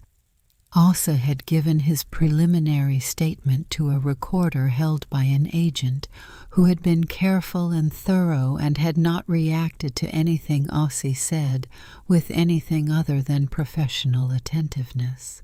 Willa Dunbar arrived at first light. She came up the property road in a truck that had seen significant use and parked behind the FBI vehicles, and got out and stood looking at the scene with the expression of someone who has spent a very long time imagining a particular morning and is now trying to reconcile the imagined version with the actual one. She was 61 years old. solid and unhurried in the way of a person who had learned that hurrying rarely changed outcomes. With dark eyes that took in the cabin and the FBI vehicles and the county seal on the door and the chain lying in the mud with the comprehensive efficiency of someone doing a thorough inventory. She looked at Mara. Mara looked at her. "There's a folder with your name on it in the archive room," Mara said. "Your correspondence with Decker. Roy kept a copy." Willa's expression shifted.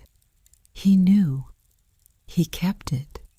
He never said anything to me. No. Mara looked at the cabin door open now, the interior visible for the first time in 61 years, with real light coming through it. "He understood why you did it. He kept the record because that's what he did. He kept everything." Willa stood with that for a moment. Something moved across her face. Not shame exactly, but the complicated combination of having been seen clearly by someone who chose without saying so to extend the benefit of understanding. She looked at the mountain above the property line, at the dark timber running up the slope, and then she looked back at Mara. "My father's name was Thomas Dunbar," she said. "He was 34 years old. He had 3 children. He'd been working the mine since he was 19. She paused. "I've been saying his name in my head every day for 61 years, afraid that if I stopped saying it, it would stop being true." "It's going to be in the federal record," Mara said. "His name, all 14 of them, Willa looked away toward the mountain. Something in her face moved. Not collapse, not the relief of something released, but the different and more complicated thing that happens when a grief you've carried so long, it's become structural, is finally asked to shift its weight. The grief stays. The isolation of it changes. "I should have come to Roy sooner," Willa said. "We all should have done things sooner," Mara said. "That's not a competition anyone wins." Willa looked at Josie still leaning against her mother's shoulder, with her eyes half open, watching the morning arrive with the patient attention she brought to most things. "She looks like Roy," Willa said. "That's what Ase said. Roy would have liked knowing she was here." Willa paused. He worried about that, whether there would be anyone, whether his family would, whether anyone would care enough. She looked at Mara. "He never doubted you specifically. He said you were the one. He just worried the moment would come before you were old enough, or after he was too old to have prepared properly." "He prepared properly." "He did." Willa almost smiled. "He always did." An agent appeared in the cabin doorway. "Miss Calloway, whenever you're ready, we have everything we need from the archive room, but we'd like you to walk us through the journal entries that reference the February inspection waiver. There are dates that correspond to federal documentation we've been looking at, and we want to make sure the timeline is clean." "Give me 5 minutes," Mara said. The agent nodded and went back inside. Josie lifted her head from her mother's shoulder and looked at her with clear eyes, the brief sleep of the past few minutes, apparently sufficient for someone her age. "What happens now?" she asked. Mara looked at the cabin, at the open door, at the morning light moving across the front wall, finding the boards on the windows and the old nail heads and the faded wood and illuminating them without judgment. the way light does, simply making visible whatever is there to be seen. Now it gets complicated, she said. There are lawyers and court filings and federal investigations. It's going to take a long time. What about us? What do we do? Mara thought about the hospital in Billings and the box of her belongings in the trunk of the car. She thought about $43 in a checking account and a gas gauge that had been sitting on a quarter tank since the city. She thought about all of it, and then she thought about Roy Calloway, who had given her 340 acres of Montana mountain land and a room full of evidence, and a dead man's instructions not to trust the county lawyers, and who had believed, with the stubborn certainty of someone who has had 60 years to think about who he is and what he stands for, that she was the right person for this. She thought about the position Ruth Aldine had mentioned at the end of their pre-dawn call, almost as an afterthought. Something to consider when the immediate situation was resolved. The Montana Department of Labor was expanding its Mine Safety Oversight Division, and given Mara's medical background, and what Ruth delicately called her, demonstrated competence in complex situations, there was a conversation worth having. She thought about Harlow County, which was dying, and had been dying for decades, and had allowed itself to be kept alive by Decker money, because there was nothing else offering itself, and about what happened to a town like that, when the company that owns it is stripped of its permits and its access and its ability to make promises about a future built on ground that was never legally its ground to build on. She thought about what a town needs when the thing that has been holding it up turns out to have been hollow. "We're going to stay for a while," she said. "This is Roy's land. It's our land now." She looked at the mountain above the cabin, the trees beginning to catch the morning light properly. Now the sky above them, moving toward a blue that the gray of the last several days had not prepared her for. "We have some things to figure out, but we're not leaving." Josie looked at the cabin, at the mountain, at the agents moving in and out of the open door. She took her time about it the way she always took her time. "We could fix the windows," she said. "We could. And the roof." She looked at the sagging roof line on the east side. "It looks like the east side is going." "It is. We'd need to deal with that before winter gets serious." Josie nodded the nod of someone adding an item to a mental list.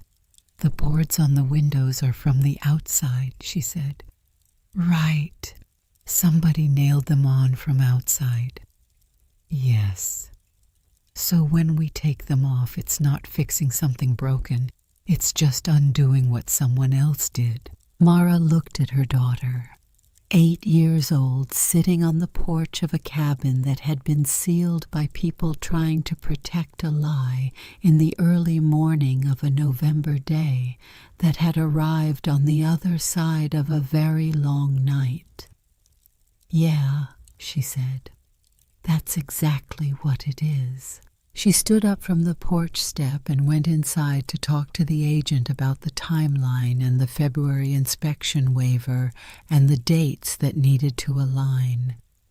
She walked through the door of the cabin that had been sealed for 61 years with the particular steadiness of someone who has decided that a place belongs to her, not because she was given it or because she fought for it, but because she stayed when staying was difficult, and because the person who left it to her had believed, with the full weight of his long, careful life, that staying was the right thing to do. 3 weeks later, Holt Decker's attorneys filed the first of what would eventually be 6 legal challenges to the quiet title action. The first argued improper transfer. The second argued lack of standing. The third challenged the chain of custody of the digital archive. The fourth disputed the authenticity of Gerald Decker's signature on the detonation order. The fifth challenged the jurisdiction of the federal court over a state property matter. The sixth was an attempt to have the entire case remanded to Harlow County District Court, where Decker's family had maintained relationships with sitting judges for 4 decades. All 6 were addressed by Ruth Aldine with the patience of a woman who had been preparing for exactly this kind of challenge for 18 months and had the documentation to meet each argument before it fully formed. The signature challenge lasted 4 days before a forensic document examiner provided an opinion that ended it. The jurisdiction challenge was dismissed in 3 weeks. By February, only the 4th challenge remained active, and the federal prosecutor assigned to the criminal case had indicated privately that she considered it a distraction from the more serious proceedings that were moving forward in parallel. The FBI investigation into Decker Mineral Group's corporate liability as successor to Harlow Copper Company opened formally in December and was assigned to a federal prosecutor in Helena who had spent her career on environmental and labor cases, and who, when she received the package of evidence from Roy's archive, reportedly read through it in a single sitting and then sat at her desk for a long time without moving. Her first call the following morning was to the FBI field office in Billings. Her second was to a forensic accounting firm in Seattle. Her third was to the Department of Labor's Mine Safety and Health Administration in Washington. She was not a woman who moved slowly when she understood what she was looking at. The 14 miners were formally recognized by the federal government in February of the following year. Their names were entered into the congressional record during a session of the Senate Labor Committee, read aloud in order by the committee chair, Thomas Dunbar, first, because the surviving family member who had petitioned longest was Willa, and the chair had the grace to honor that. Mara watched the proceedings from a chair against the wall of the hearing room in Washington. Josie beside her in a dress that was slightly too formal for an 8-year-old, and slightly too small because it was the only formal dress she owned, and she was growing faster than Mara had budgeted for. Willa Dunbar sat in the front row with the other surviving family members, 11 of the 14 families represented, the other 3 having lost their last direct descendants in the intervening decades. They held photographs of the men. Some of the photographs were old enough that the paper had gone soft at the edges.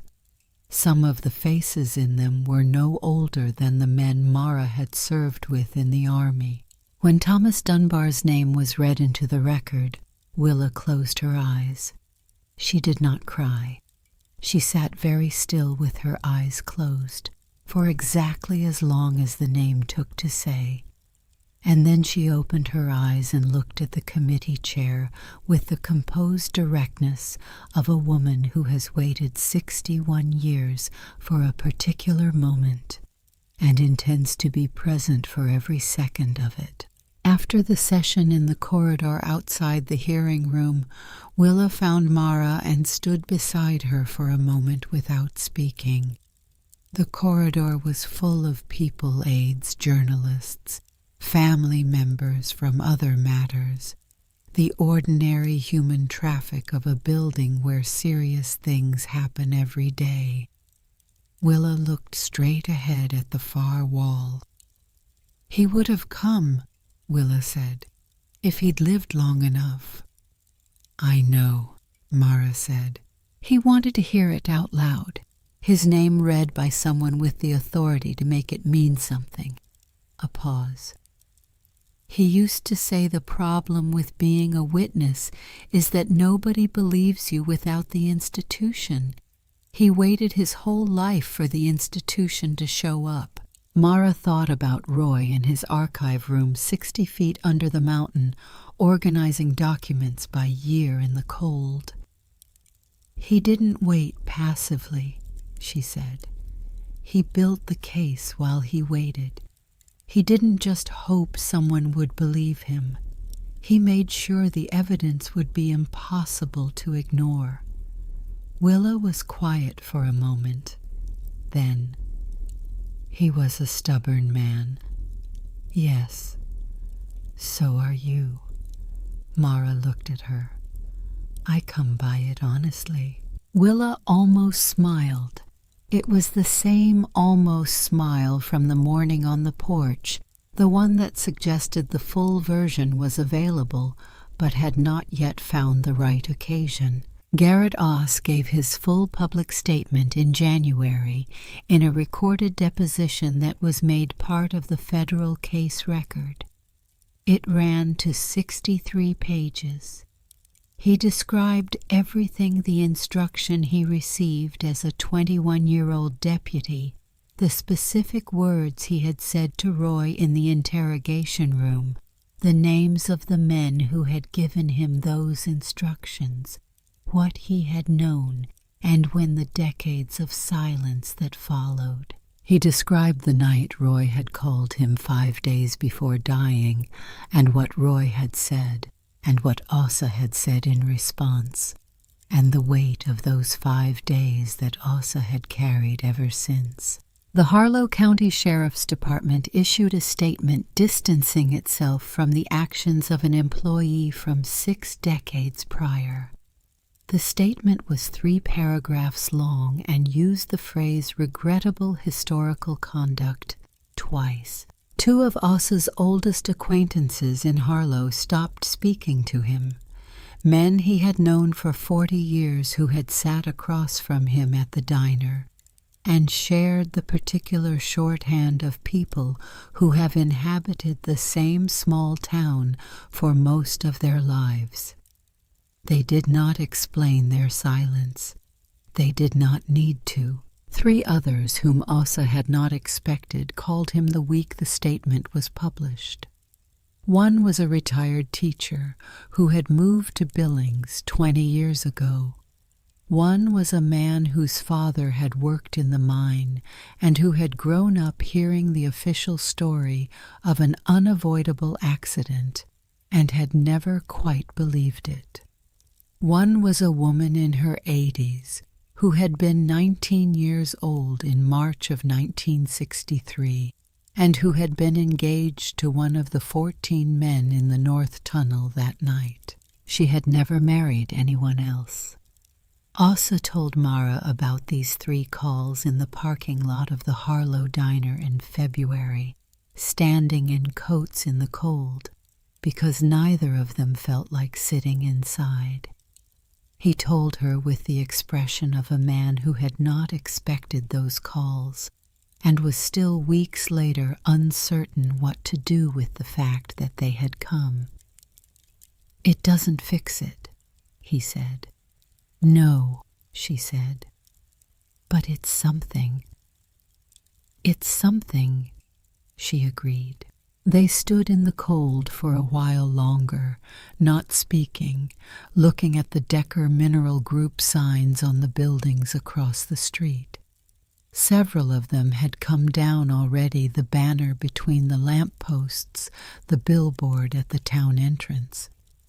The placard in the grocery window was still there, but the grocery owner had told Mara he was taking it down once he found a ladder long enough to reach it comfortably. The 3 black pickup trucks with the clean tires had not been parked on Main Street since November. The town was figuring out what it was without the money that had been telling it what to be. That process was uncomfortable and slow and full of wrong turns, and Mara suspected it would take longer than anyone currently living in Harlow would like to admit.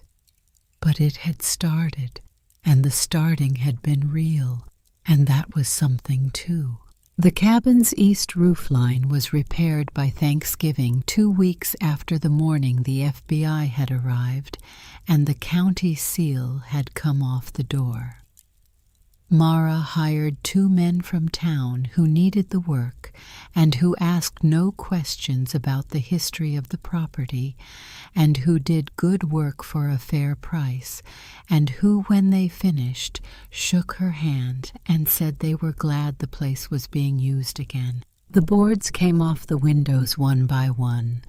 The glass behind them had survived intact good glass original to the construction, thick and slightly wavy in the way old glass is wavy, the kind that makes the view through it look like the world is holding still on purpose. The first morning light came through those windows and fell across the wooden table with the 2 chairs and the stone fireplace and the carved words on the wall. And the room that had been sealed in 1963 was simply a room again. Mara left the carved words. She considered painting over them. She considered leaving the wall bare.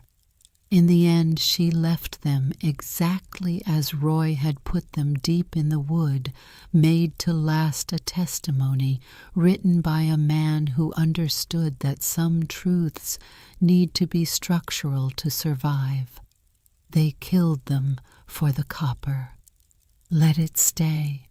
Let it be part of the house. Let anyone who lived here or visited here or stood in that room read it and know that the walls themselves had something to say. Josie picked out paint for her room, yellow, which she said was practical because it made a room brighter in winter, without needing more lamps.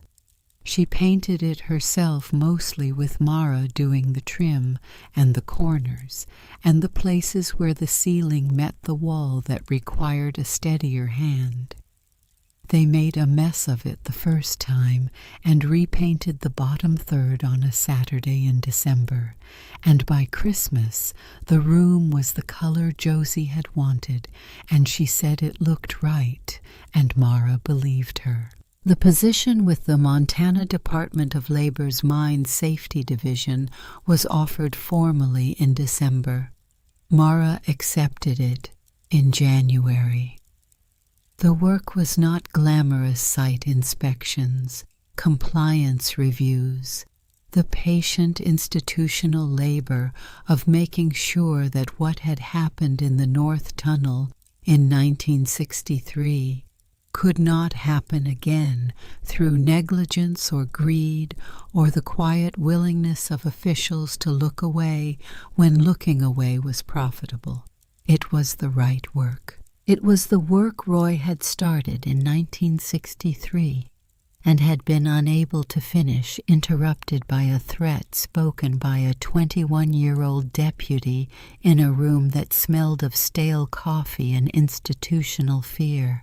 She was finishing it now, not as a single dramatic act, but as the daily accumulation of careful attention inspections, filed violations, documented safety protocols, enforced against the resistance of people who found safety protocols inconvenient.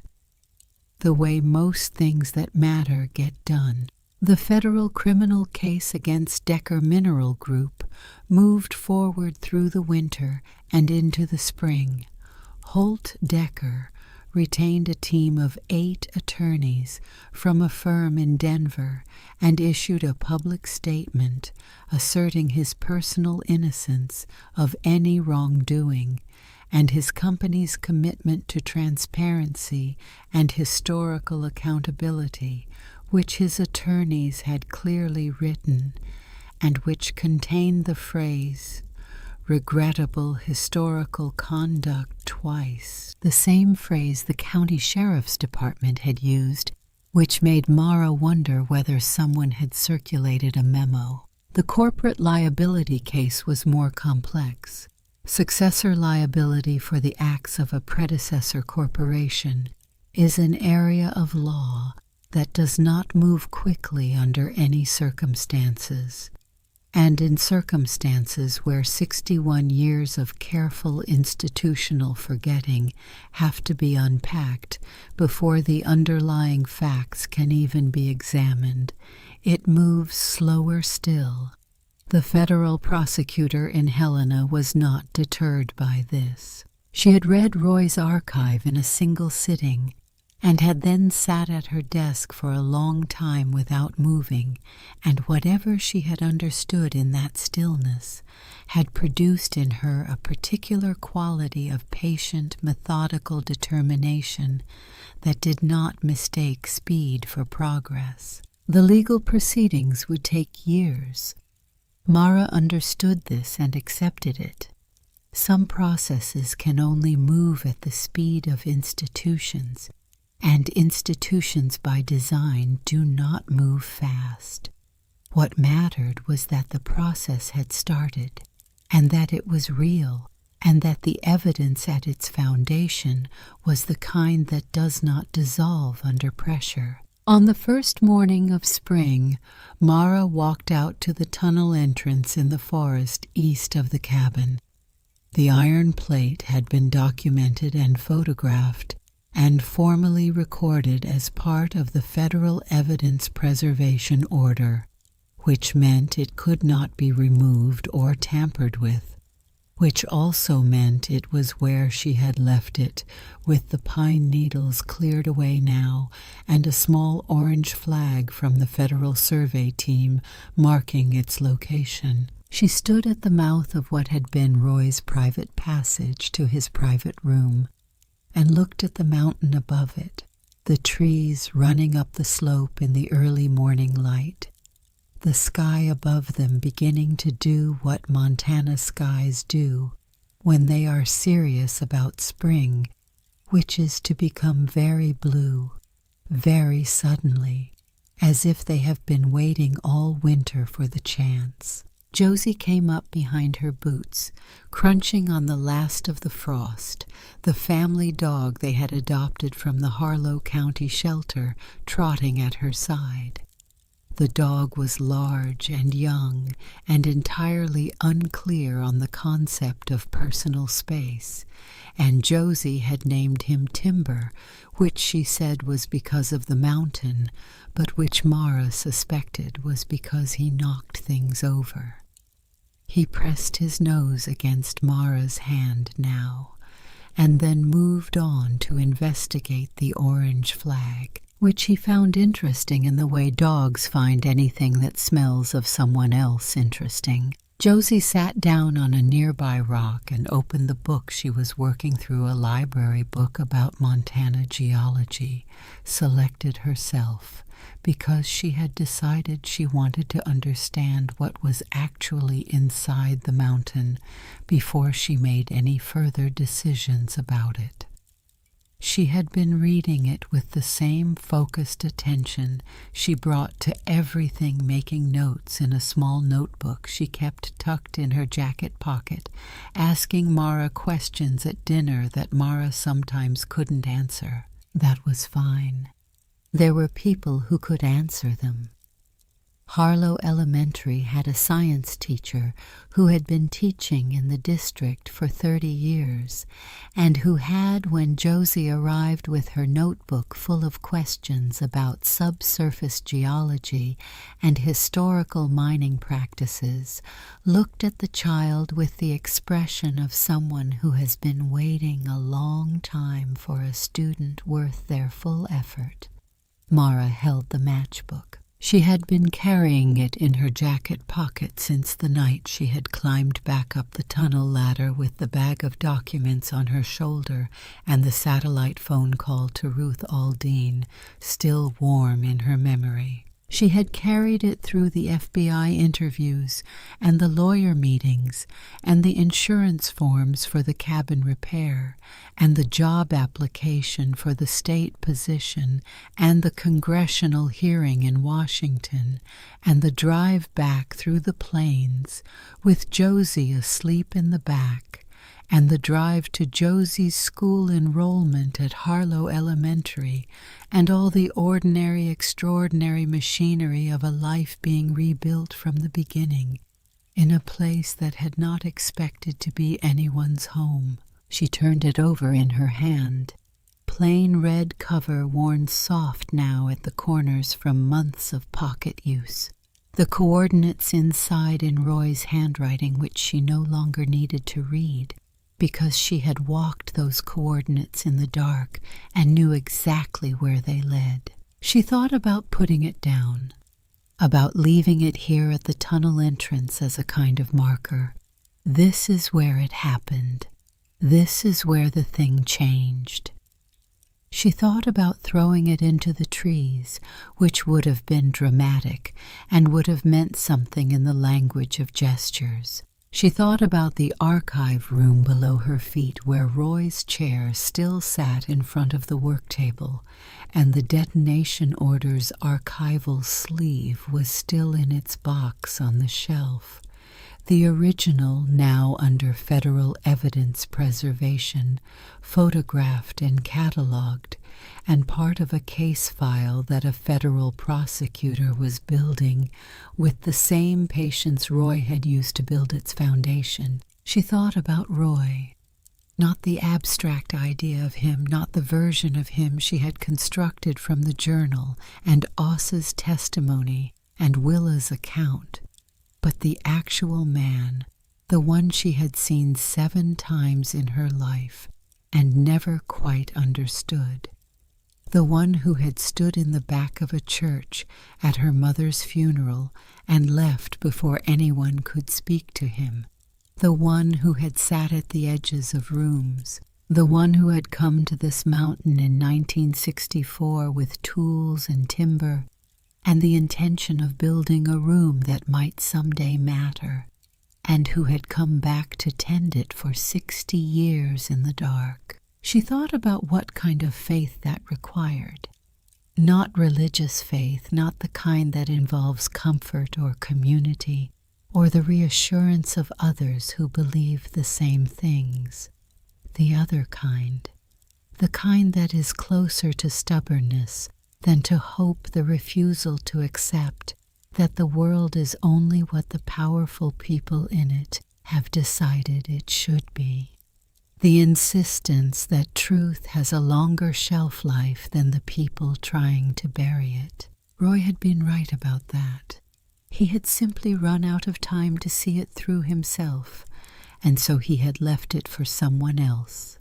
And the someone else had turned out to be his granddaughter, and the granddaughter had turned out to have his eyes and his hands and his particular quality of stillness, and an 8-year-old daughter who pressed her foot against hollow ground and paid attention to what she heard. That was the inheritance. Not the 340 acres, though the 340 acres were real, and they were hers, and she was not going to sell them to anyone. Not the cabin, though the cabin was becoming home in the way that places become home when you've done the work of making them that.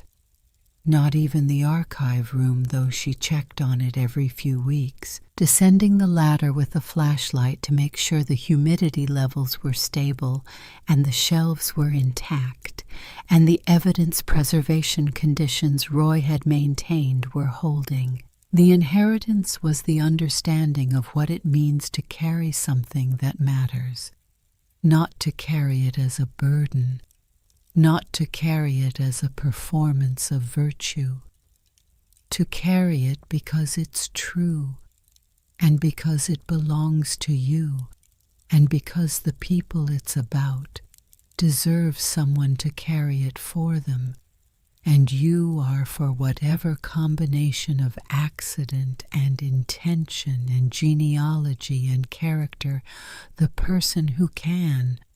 Some inheritances you receive, some you earn.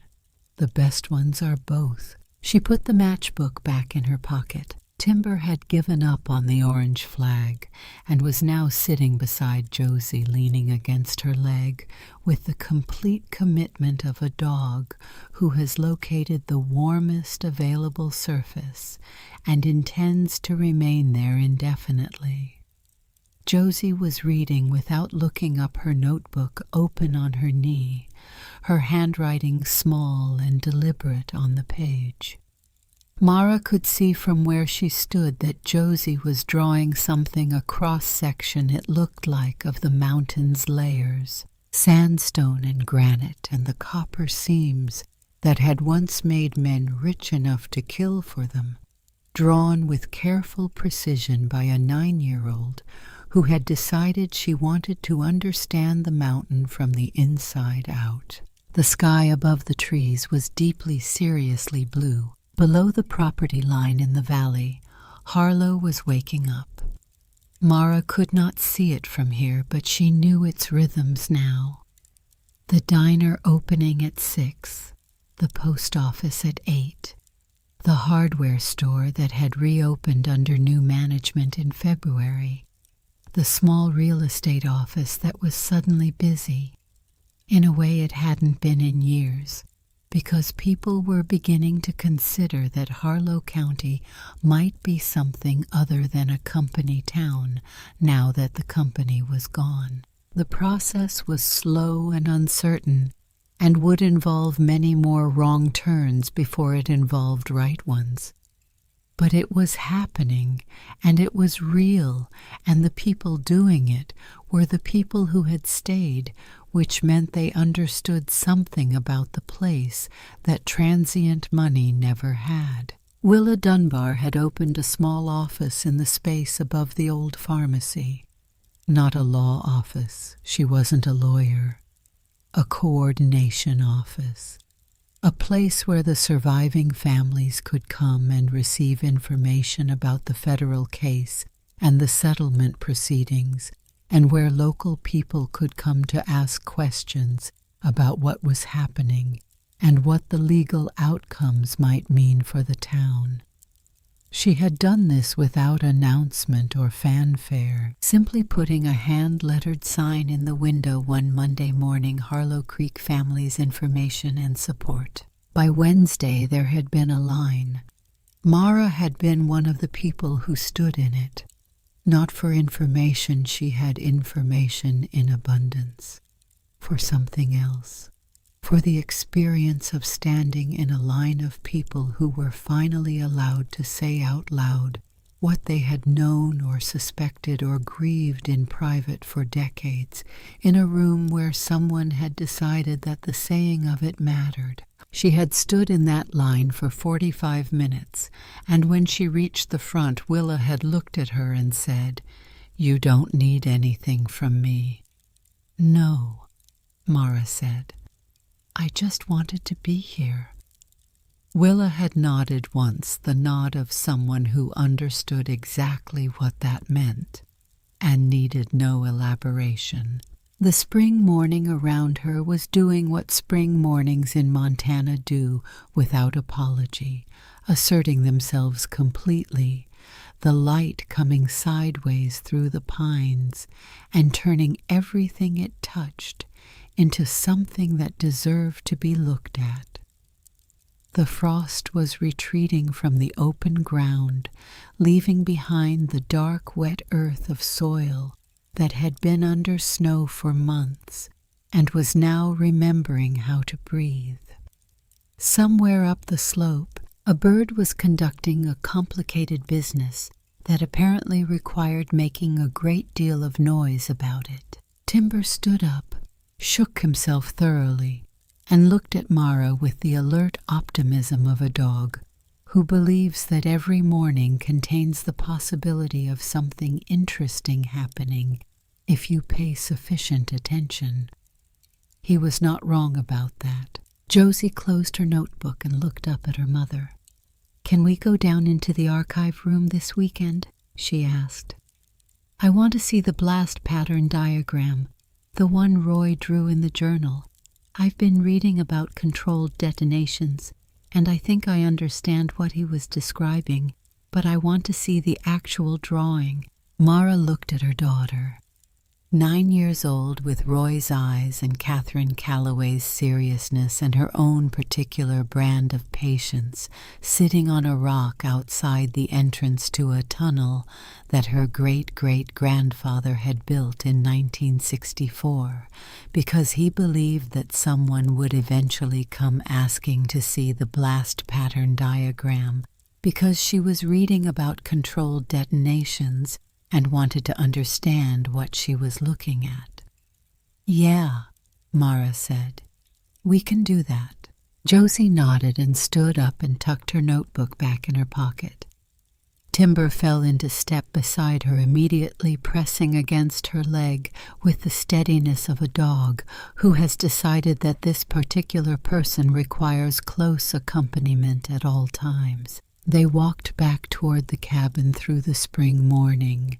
The pines moved around them, the light moving with them, the mountain quiet in the way it was always quiet, not empty, but present.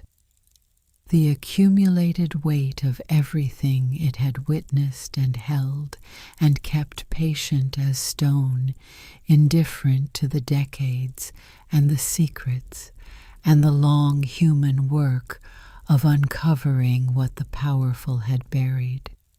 Mara put her hand in her jacket pocket. The matchbook was there. It would stay there. Not because she couldn't let it go, but because letting it go would mean losing the first piece of the thread, the thing her grandfather had left her, the beginning of the navigation, the object that had led her down a ladder and through a tunnel to a room where the truth had been waiting, with the patience of someone who had never quite believed it would be ignored forever. Roy had been right about that too. The cabin came into view through the trees, the repaired roofline straight against the sky, the windows clear of boards now, and catching the morning light smoke beginning to curl from the chimney, because Mara had laid a fire before she came out, and it had caught while she was walking. The county seal was gone from the door. The chains were gone from the gate. The property road was still rough, but she had plans to grade it in the summer when the ground was dry enough for the work to hold. There were plans for a great many things. That was new. For 2 years she had not had plans, had had only the immediate management of immediate problems, the daily negotiation with scarcity that leaves no room for anything further ahead than the next necessity. Now she had plans. The distinction was not small. She walked through the gate and up the rise and onto the porch, and pushed open the door of the cabin that had been sealed for 61 years by people who had believed that silence was a structure strong enough to hold. It wasn't. It never had been. The morning light came through the windows and fell across the wooden floor and the stone fireplace and the 2 chairs at the table and the carved words on the wall and the shelf of books with their bleached spines and everything that was the cabin's own evidence. The evidence not of a crime, but of a life. Roy's life, the life of a man who had chosen to remain in one place and tend one truth for as long as it took. Mara stood in the doorway for a moment and looked at all of it. Then she stepped inside. Some things you carry forward, not because you can't let them go, but because letting them go would mean losing something that deserves to be kept. Roy had carried the truth of this mountain for 60 years, and it had cost him his public life and his family's proximity, and the ordinary accumulation of a life lived among people who know you. He had carried it because it was true, and because it was his, and because the 14 men in that tunnel deserved someone to carry it for them. The matchbook was smaller than that. But it was the beginning, and some beginnings are worth keeping. She put her jacket on the hook by the door and went to the kitchen to make coffee, and behind her Josie came through the door, with Timber at her heels, and the Montana morning came through the windows like it had been waiting all winter for the invitation, and the cabin that had been silent for 61 years was full of the ordinary sounds of people living in it, which was the only sound it had ever needed.